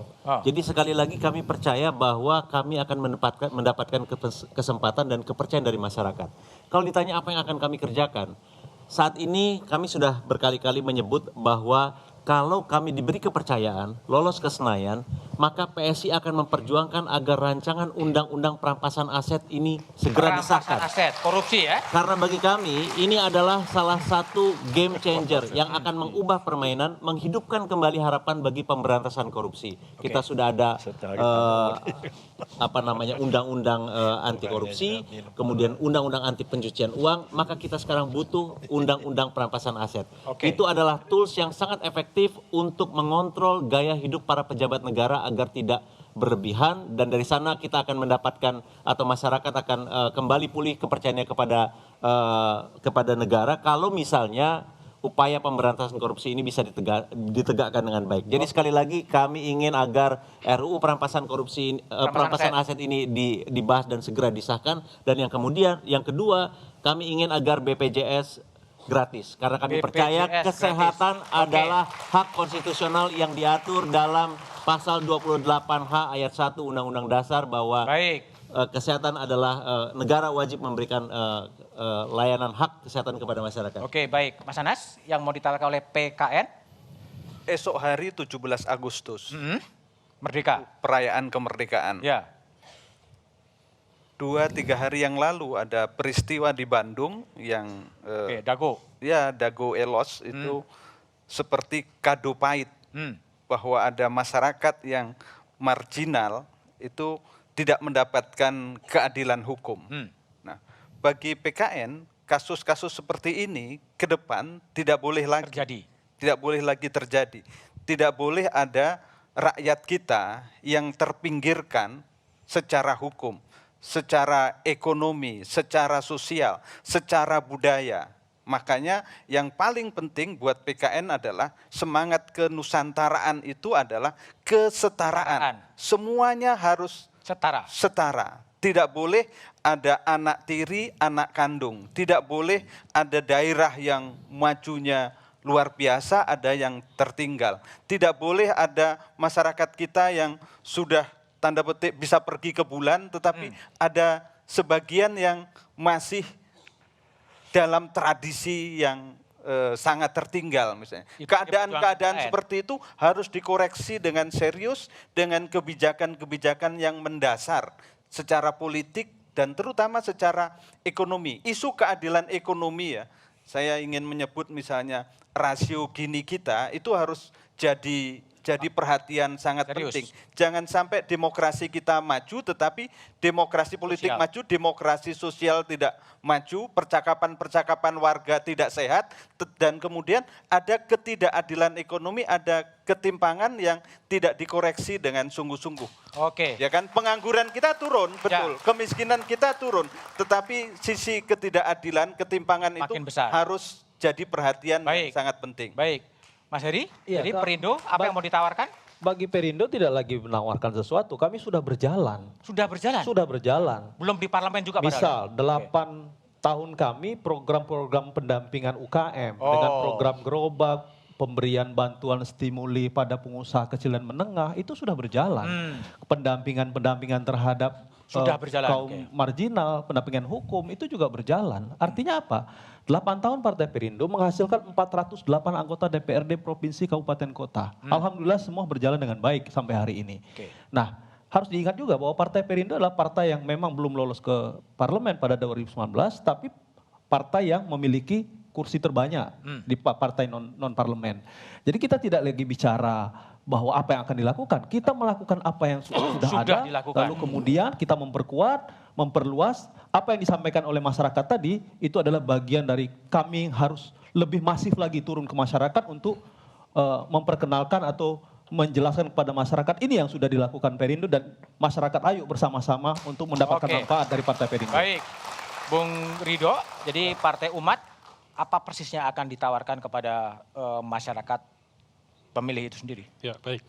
Jadi selain yang sifatnya proyeksi, artinya kalau kita terpilih insya Allah, ya, itu kita sudah menginisiasi 2 platform digital. Jadi kita konsennya adalah bidang ekonomi dan pendidikan. Dalam bidang ekonomi, khususnya ekonomi digital, kita tahu 2021 itu nilai belanja online sampai 400 triliun lebih. Tapi sayangnya 90% produk yang beredar itu adalah produk asing. Jadi kita hanya jadi rest area untuk ratusan triliun tersebut, kemudian pergi ke luar negeri. Jadi kita sudah menginisiasi namanya Pasar Umat, sebuah platform belanja digital online. Sekarang masa development, dan insya Allah bedanya apa? Secara teknologi mungkin tidak ada yang beda, ya. Tapi insya Allah milik anak bangsa, dan di sini kita balik 90% adalah produk dalam negeri. Ya. Itu yang pertama. Jadi ekonomi digital. Ekonomi digital kedua, kemudian adalah pendidikan. Pendidikan. Ya, kita khususnya pendidikan tinggi. Kita tahu bahwa dari 126,5 juta penduduk Indonesia, artinya di atas 15 tahun, itu yang bisa kuliah saat ini hanya 9,7%. Artinya 114 juta itu belum kuliah karena masalah ekonomi. Jadi kita menginisiasi namanya Simpul Ilmu, sebuah platform digital sekali lagi untuk belajar online. Jadi itu semuanya virtual digital ya? Ya, nanti siapa dosen yang ingin mengajar tanpa dibayar, sukarela, kemudian siapa nanti calon mahasiswa ingin kuliah yang tidak bisa bayar. Jadi itu tempat bertemunya mereka, insya Allah. Oke, baik, itu adalah Partai Umat. Bung Said, Partai Buruh, spesifik selain tadi Omnibus dan lain sebagainya, apa yang mau ditawarkan? Partai Buruh adalah partai kelas, working class party. Oleh karena itu ingin mewujudkan welfare state, negara kesejahteraan. Negara kesejahteraan. Ada 3 prinsip yang akan Pajaknya dibawa. mahal loh. Ada 3 prinsip yang akan dibawa. 1, kesetaraan kesempatan. Kau boleh kaya, tapi jangan miskinkan kami. Kau boleh berobat di luar negeri, tapi kalau kami berobat, gratis. Yang kedua adalah redistribusi kekayaan yang adil dan merata. Apa? Pro subsidi, anti impor, dan pro jaminan sosial. 5 jaminan sosial yang akan kami perjuangkan dalam 5 tahun ke depan. 1, jaminan makan. Haram hukumnya orang kelaparan di negeri yang kaya. Dalam bentuk nanti diberikan 500.000 sampai 1 juta rupiah per bulan seumur hidup. Dengan 500.000 rupiah kali 30 juta orang miskin menurut BPS kira-kira ada 15 triliun. Kali 12 berarti 180 triliun. Kita ambil dari APBN, melalui cukai rokok aja udah dapat. Apa susahnya kita memberi makan orang yang kelaparan? Anggaran ya? Anggaran. Yang kedua adalah jaminan pendidikan. Yang ketiga jaminan perumahan. Dulu PNS, TNI, Polri, buruh swasta dan orang tidak mampu, kalau dia pensiun pasti punya rumah. Hari ini siapa yang bisa beli rumah dengan 30% harga rumah 200 juta. Oleh karena itu jaminan perumahan. Jaminan sosial, bukan sosial asistan, bukan bantuan sosial. Yang keempat adalah jaminan pengangguran. Saya ditanya, kok orang nganggur dibayar? Iyalah, kita bekerja bayar pajak, ketika kita nganggur unemployment insurance. Bayar pengangguran, jaminan pengangguran. Yang kelima adalah jaminan air bersih. Oleh karena itu 5 prinsip ini kita tuangkan dalam 13 platform. Anti korupsi, lapangan kerja yang berbasis pasar sosial. Kita setuju pasar barang, pasar uang. Tapi kami ingin membangun pasar sosial. Apa itu pasar sosial? pasar yang berbasis jaminan sosial. Jadi sistem gotong royong kita nggak perlu minta lagi. Bayangkan kalau kita 10% jaminan pensiun, 1.000 triliun.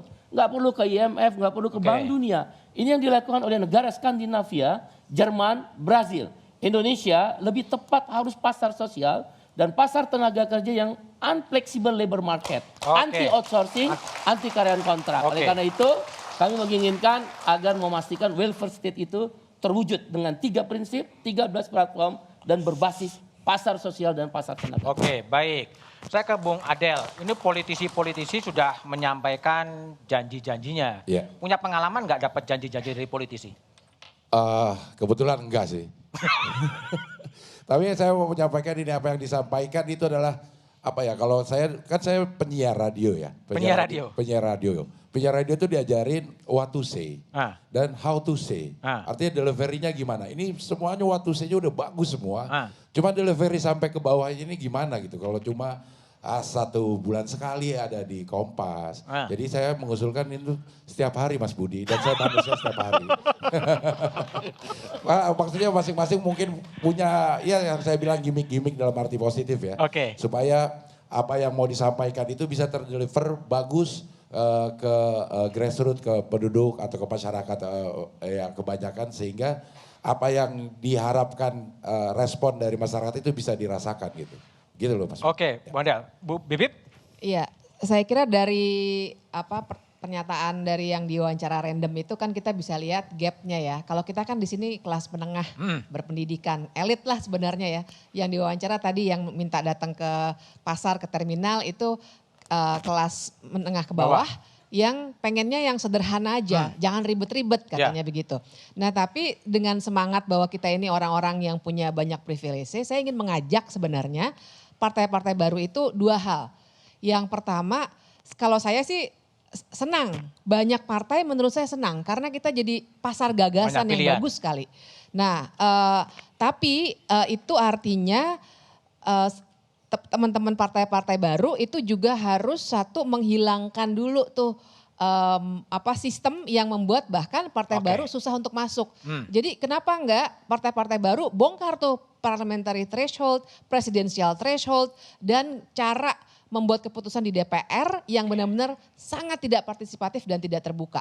Jadi gagasan di situnya tuh harus dibongkar dan partai politik baru buat saya strategis sekali untuk itu. Dan yang kedua yang penting juga saya pingin sekali partai-partai baru jadi menumbuhkan cara berpolitik yang baru.